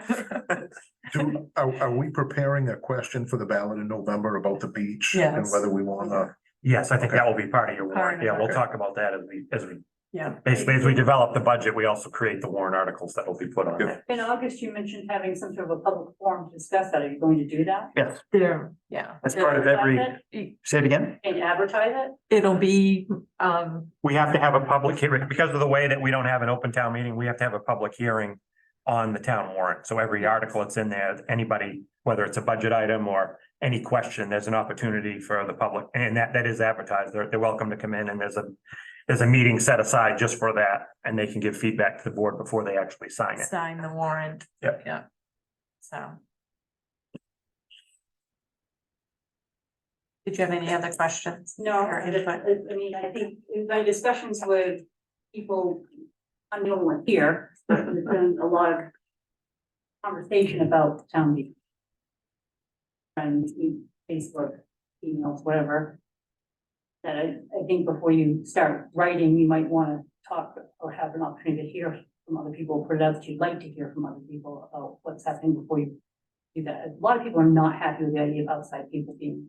Well, they'll have a vote. That's what the warrant article will be. I'm saying, so Yes, why you'll allow the not you go people. Do that, to write the warrant, only to find out. Well, then they'll be able to vote on it. Democratic That's the process. democratic process. So It the is people that democratic. don't want people, out of town people can vote no, and the people that want out of town people can vote yes. But You don't have a pay schedule, a fee schedule. we will not have a fee schedule that the That'll select come board later. will set the fees, because it'll be open-ended, so we don't have to redo it every single time if we say we're charging $5 and then we want to charge 10. So I think it'll be open-ended that the select board will set the fees, because that's the whole issue.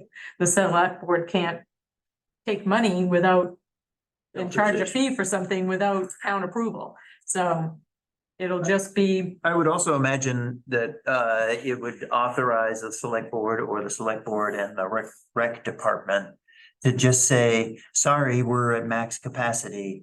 We're not taking non-residents today. I would imagine that that's a fair way of, I mean, if it's July 4 and we're faced with a choice of, do we let the town residents in? Or do we let someone who wants to pay a fee in because they're from out of town? Then I would say, you know, July 4, the town residents ought to get priority. So I would be of the mind. I mean, we're kind of splitting hairs here, but I would be of the mind that part of that authority should be a contingency that includes a point at which we can say, because of capacity concerns, we're not gonna let residents in. I'm sorry, we're not gonna let non-residents in. But if it's full, I mean, I'm assuming that people are objecting because sometimes it might be full and they can't get in, and someone from Lisbon Falls came and paid, Not whatever. I mean, it's the out of town people who are not invested users and how they treat the beach. Okay, That's the Huh? biggest concerns. Uh, well, perhaps perhaps that's an enforcement issue. And perhaps that's, we're not charging enough issue. Because people only value things that they pay a lot for. I would agree with that. I would say if it was very obviously very clear, I would rather it's residents only. If it had to be non-residents, I would prefer to see it be a season pass. Mhm. And I would say stick it to them. And I would say make them go to the Monmouth town office to pick it up in person. Then you have an investor using, then you have somebody who really wants to use that beach with their kids. They're gonna treat it properly. They're going to enjoy it. They're going to show up. There's not gonna be somebody who shows up for $20 for the day, fills their car full of people, swears like sailors, takes their trash, Right. throws rocks, out there, causes problems for the lifeguards and says, I don't care, I'm what your rules are, I'm never coming back. That's what happens on these day people. And that's what, from the time you start letting them in, all through the summer, all through the fall, it's been down there. And I'm not the only one. I mean, I notice it the most because I sit behind it and my husband and my son go every single day. But I'm not the only one who's seen it. So we'll look for that proposal. Doug, did you want to add anything? Doug, you're muted. You're Your muted. lips are moving. You look like a, no, I'm hey. happy, I'm happy with the discussion that's been gone on so far. It's good to hear. Thank you. All right, anything else on that? The next item is to draft, to consider the picking rules for the draft. Now, is this something we want to entertain at this point in time, that it's going to happen if we don't have staff, or are we going to entertain it and have it in place so that when we do have staff, it's ready to go?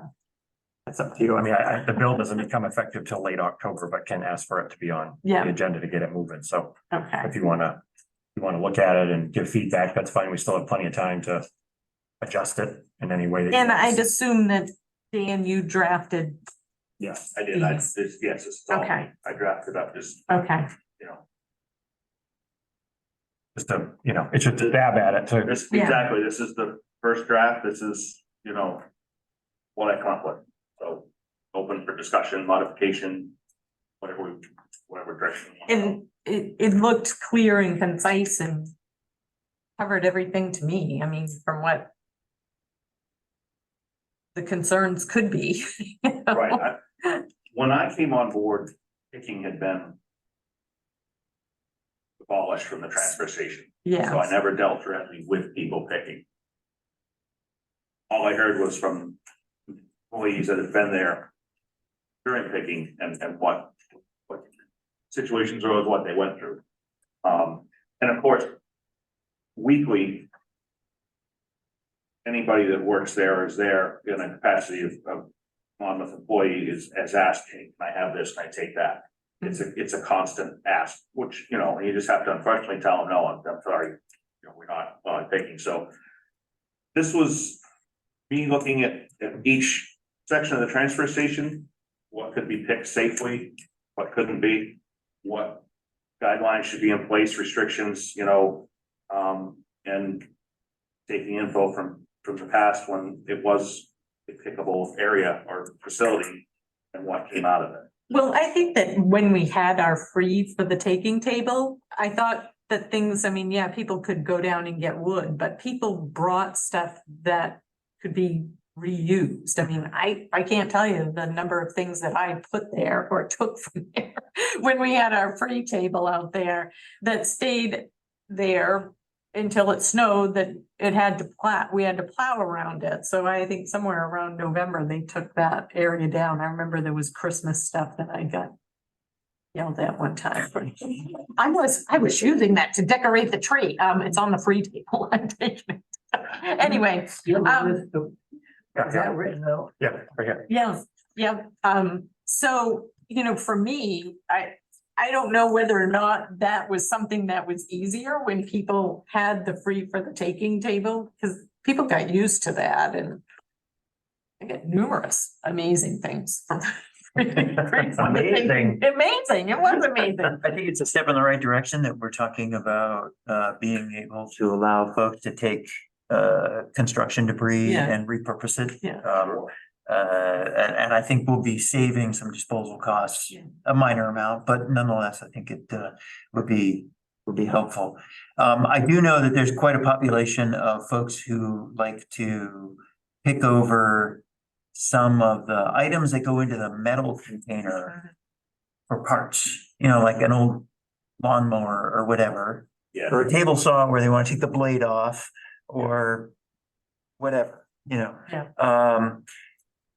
Is there a way that we can frame that so that that could still happen at the discretion of the staff without costing the town money? I mean, I realize we generate some revenue for the disposal of metal. Yeah, I'll give you an example. The metal, I got the slips earlier this week for the month of August for the metal bin. Yeah. Grimmel's wrote us a check for $3,500 change. Yep. It's a good amount. Yep. It's normally not quite that high, but that's what August of this year's was. You have to subtract out the transport cost of that metal container, which is $200 per run. Yep. Depending on the week, I either have to send it twice or I try to make it last and only send it once, to avoid the transport fee, or that's unnecessary, not a full bin. So it's a decent amount of revenue that bin creates. Nobody's charged to put anything there, but it's revenue we're giving up, and you've seen the pile on the side. It's, we do our best to try and keep it neat and not just piled, but it happens. Right. And so it's a dangerous pile. So, for example, having horses, one time I went down there and there were 10 beautiful metal corner fence posts that I needed and were there in the metal bin. And this was back when Mike was there. And I said, Mike, I'd really like to have those. I can use them. And, he said, well, if you want them, it'll be $10. So I went home and got my $10. And I said, don't let anybody take these, because he didn't trust me to take them home and then come back with $10. So, but, so $10, and it was a nominal fee, and I got something that I could use, and I'm still using them today. So I think that if it's metal, that I would assume that we could say, we get money for that. So let's come up with a nominal, whatever it is. I don't know. We could, I see the Oh, I other side know. of it, and It's more and, money changing hands. it's more money changing hands.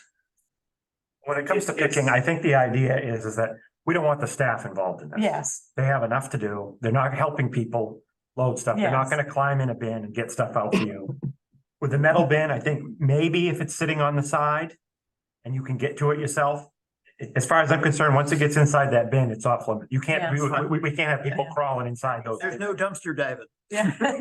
Right, does that make sense? So like if Yes, those were sitting out exactly. there, then they can take it if you want, just realize that it is gonna, it's revenue to the town that you're Yes. giving away. Yeah. But I mean, but if you'd rather it get reused, if that's the, if that's the view, then that's fine too. Just Yeah. know that it's revenue, that's all. Yeah, we- it's one of the few things there that's revenue. I mean, I don't understand why. If we get to a point that we have staff and somebody's in Burley Shack, and can oversee the metal and the dirty wood and all of that, then maybe that's an opportunity that when we have the staff that.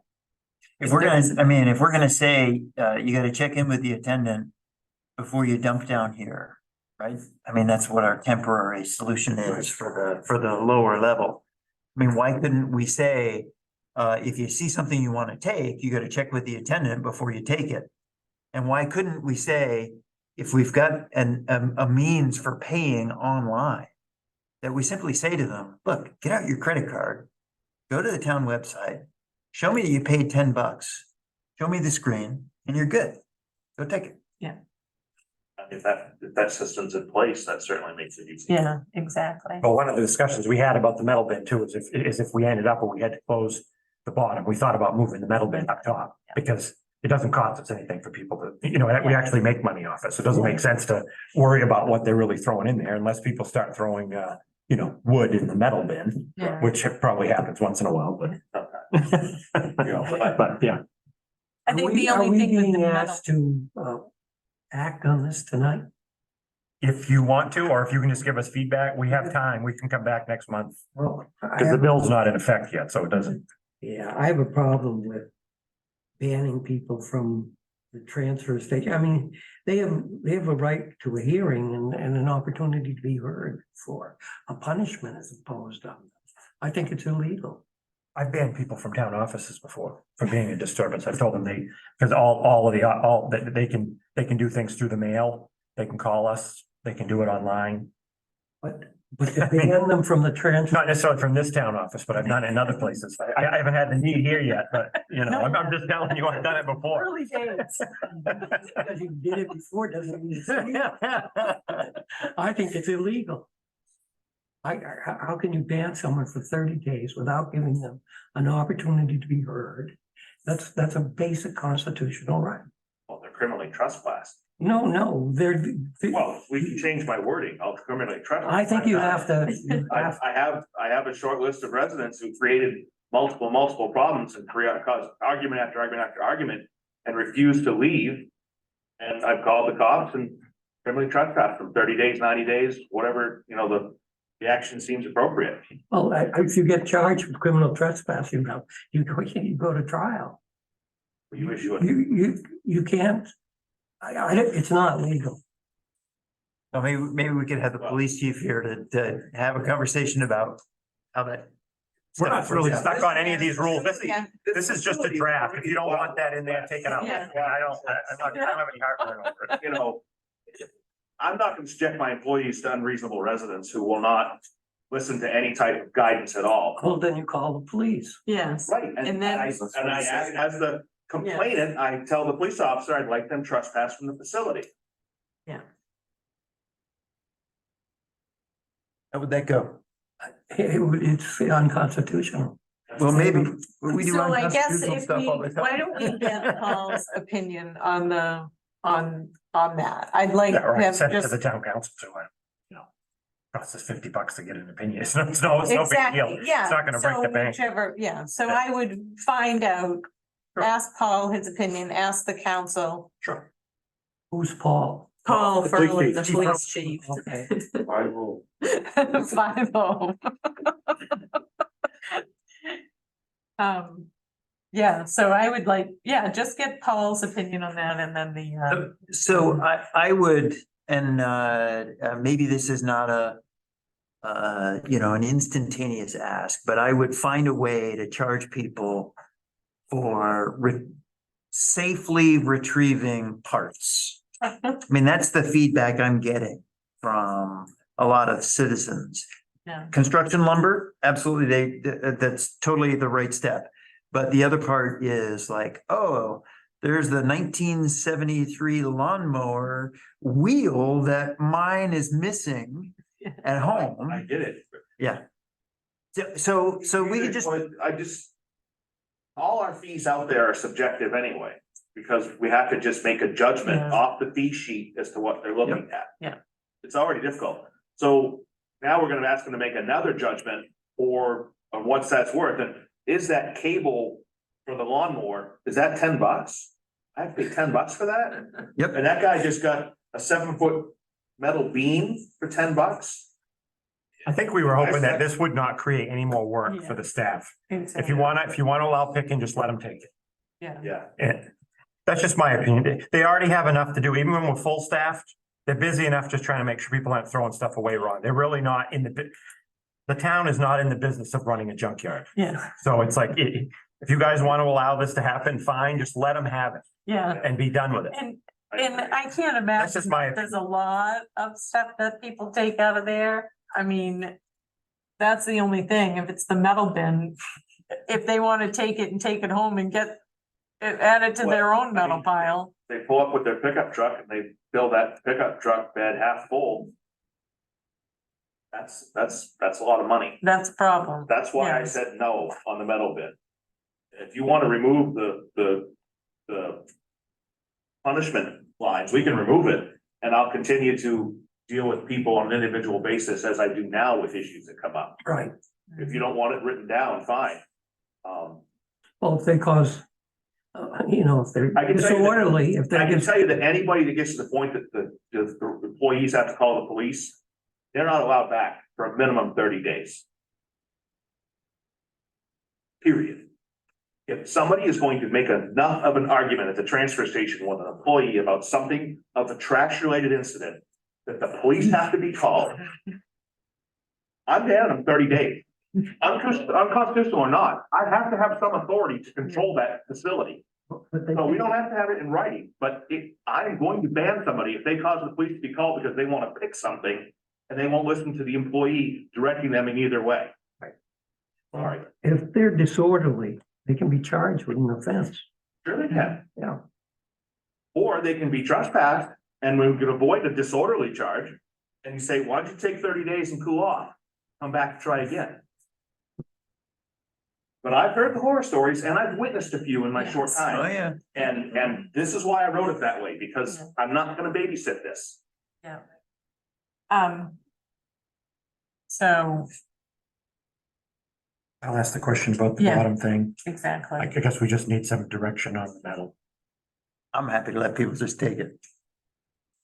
Yeah, I mean, we're not making money anyway, so it might as well just, they could have it. Yeah, we'll just move that, Within reason of take something because you need it, not because you're headed to the junkyard. Yeah. Yeah. No load in the truck to go to get 50 Yeah. bucks. The Grimmels. It's revenue, but it's not making us flush with cash, so Yeah, whatever. it's not gonna break the bank, it's just. Yeah. As long as you know that, it's a revenue source, that's all, if you're fine, that's your choice. you, Shouldn't any of it be, I know we don't wanna add more, but if somebody sees something that they don't like at the discretion of any dump. yes, Or transfer station. at the and- discretion, yes. Right, I mean, if exactly. somebody sees something they don't like loading a pickup truck to go Yeah. to Grimmel's, that's inappropriate. Well, Our employees should be speaking up and going, no, that's not what picking means. yes. I mean, there's something- Discretion, yes, I think. They'll that, just tell the yeah. employee they're taking it home and they'll just continue on to toss them. Yeah. I'm sorry, there's no happy medium with this, so. Yeah, It's fine either way. This is my first stab at it of what I've experienced personally myself, what other people have experienced, and trying to keep my employees safe and out of harm's way and keep the general public safe and the town from unnecessary liability issues. Or somebody diving into the demo bin for a couch cushion. Yeah, you can table it if you want, and we've got your feedback, I think we have a sense of what you wanna see, and then Yeah, we'll come back, we'll exactly. come back later, we have several more meetings before the Yeah. law takes effect anyway. I Yeah. think we've got at least 2 more, okay. so. And will we table it for now? Second. So there's a motion by Mark, and a second by Joe to table, our transfer station picking rules until the next meeting. All those in favor? Do we have to vote? Doug, where are you going? Doug? Motion to table, Doug. Your lips are moving. Okay, yes. I'm in favor. Thank you. All right, so next is to consider a catering application for Justin Butterfield at Compton Hall. So as a Compton Hall trustee, this is a wedding and that they rented the whole facility, I think, for 2 days from my memory serves, 2 days to rehearse and then the event. And then obviously they're going to be food and drink there, so. This is a little different application than you're used to seeing because the bartender is licensed, but then they're handing it off to the caterer. So you'll see the bar. So the bartender isn't actually the one serving the individuals. The caterer is taking the served liquor from the person who has the license and then walking down the hall and giving it to the guest. Just, that's why the form looks different. If you noticed, Dennis wanted me to make sure that you knew that because he's very invested in this thing happening. He wanted Yes, me to yeah. make sure that you weren't afraid of it. Been a big deal and we've Yeah. been excited to have this go off there as trustees. I have to, So continue. as using a it. BYOB, the people are not bringing their own liquor to this event? No, but But they're The, still calling it a BYOB. their servers are taking it from A license. a licensed person and they're bringing it, so it comes under the BYOB license, but it's really not. There's a, Yeah, the bartender has a license and is liable and has insurance and everything, but they're handing it off to servers who will then take it to the other people. and rest assured Dennis is gonna be there through the whole thing, and Dennis is more than invested in making That- sure that Cumston Hall is safe Yeah. and protected. And then the servers come to the reading room, they grab it and they bring it back to the guests. Yeah, So it looks funny, but it's not a BYOB. Make a motion, I make a motion, we approve the catering application for Justin Butterfield. Second, so there's a motion by Kent and a second by Joe to approve the catering application for Justin Butterfield at Cumston Hall. All those in favor? Doug? Yes. Yes. Yes. All right, so next, to consider voting, granting voting delegate credentials to the town manager for the MMA annual convention. So there's just a few bylaw changes in here, and for me to vote on the town's behalf, I need your blessing, unless one of you wants to do it. If you plan on going, that's fine too. I make a motion to delegate the credentials for voting to the town manager for the MMA annual convention. So a motion by Kent and a second by Joe to grant voting delegate credentials to the town manager for the MMA annual convention. All those in favor? Doug? Yes. Yay.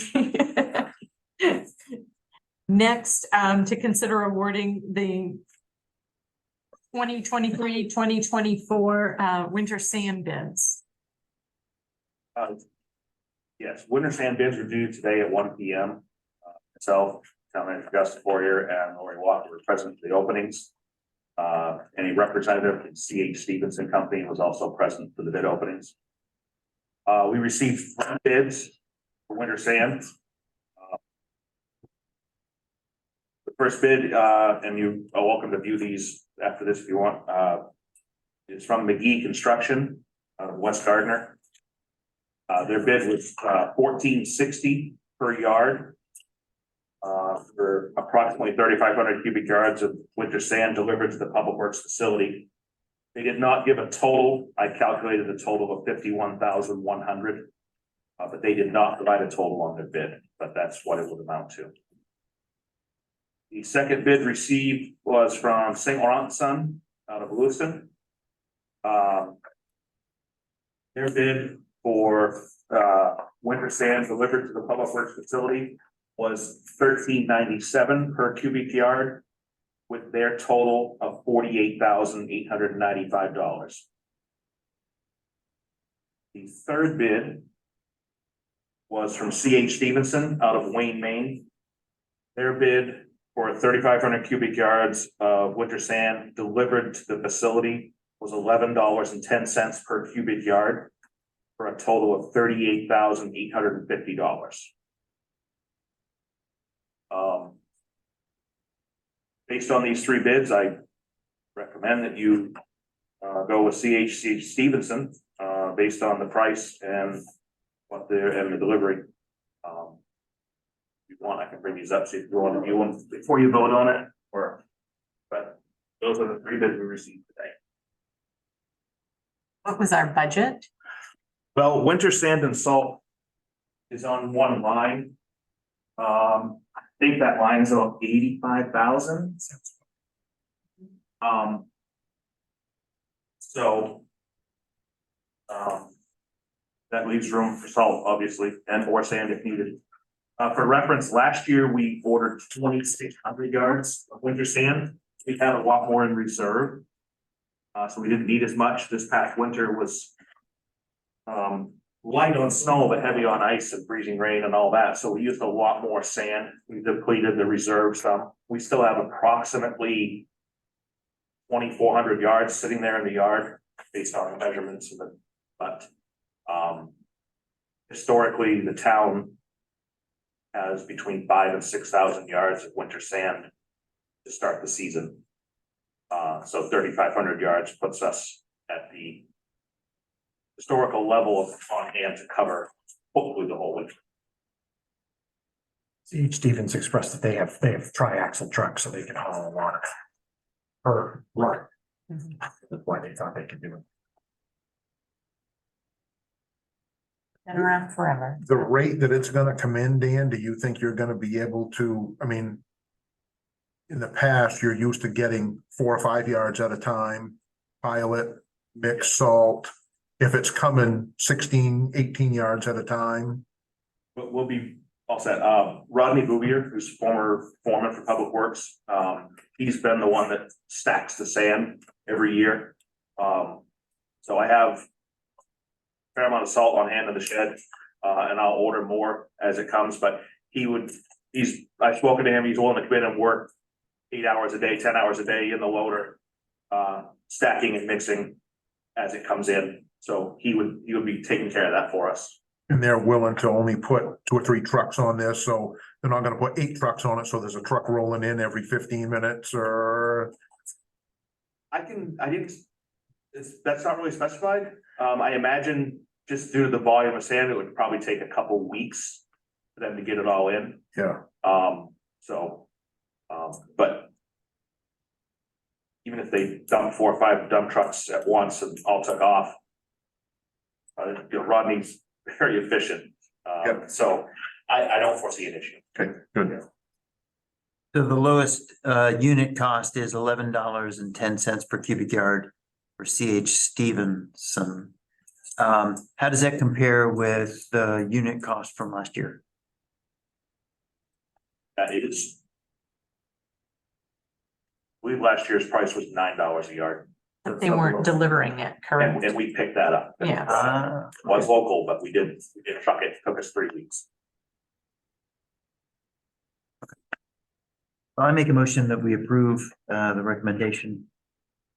Public Works Director to approve the contract with C.H. Stevenson. Approximately $38,000 in total for the winter sand. So a motion by Kent and a second by Mark to approve awarding the contract to C.H. Stevenson for winter sand. All those in favor? Yay, Doug voted.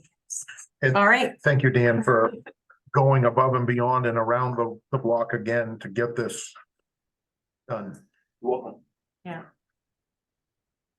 and keep everybody happy. Believe it or not, I tried.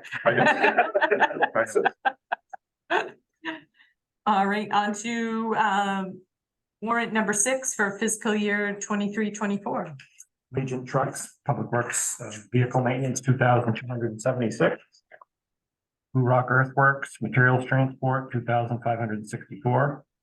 Chesterfield Associates, this is the Cocknowagan Dam, $95,550. CMP, 1,316. Columbia Classic Cars, Police Department, Vehicle Maintenance, 1,293. NSK Burke Fuel, 1,358. Masters of Maine, the painting on the Tungsten Hall, 3,229. Okay, that's the basement. That was the basement, I Sorry, think. yeah, I had to think about that. Eco Maine, $2,725. Trimble Industries, demo waste removal, $5,918. Maine Technology Group, our IT vendor, $2,473. Nickerson and O'Day, the Academy Project, $62,391. Paul's Design Project, the Academy Project, $1,540. Ease's screen printing, recreation certs, $1,220.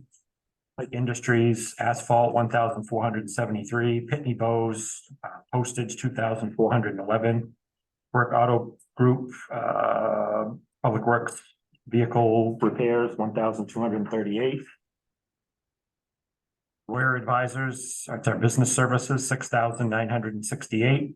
Spectrum Generations donation to them from last year, $2,355. State of Maine Bureau of Motor Vehicles, $13,126. State of Maine Inland Fisheries and Wildlife, $3,916. Town of Winthrop Ambulance Service, $36,920. US Bank Corporate Trust of Boston, Packard Gilman Bond, 112,577. US Cellular, 1,335. Viking, is that Sives? Is that how you say that?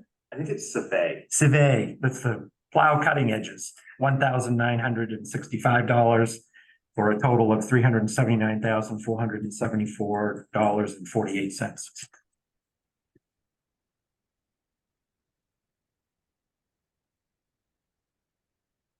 I make a motion that we approve warrant number 6 for fiscal year 23-24. Second. So there's been a motion by Kent and a second by Joe to approve warrant number 6 for fiscal year 23-24. All those in favor? There.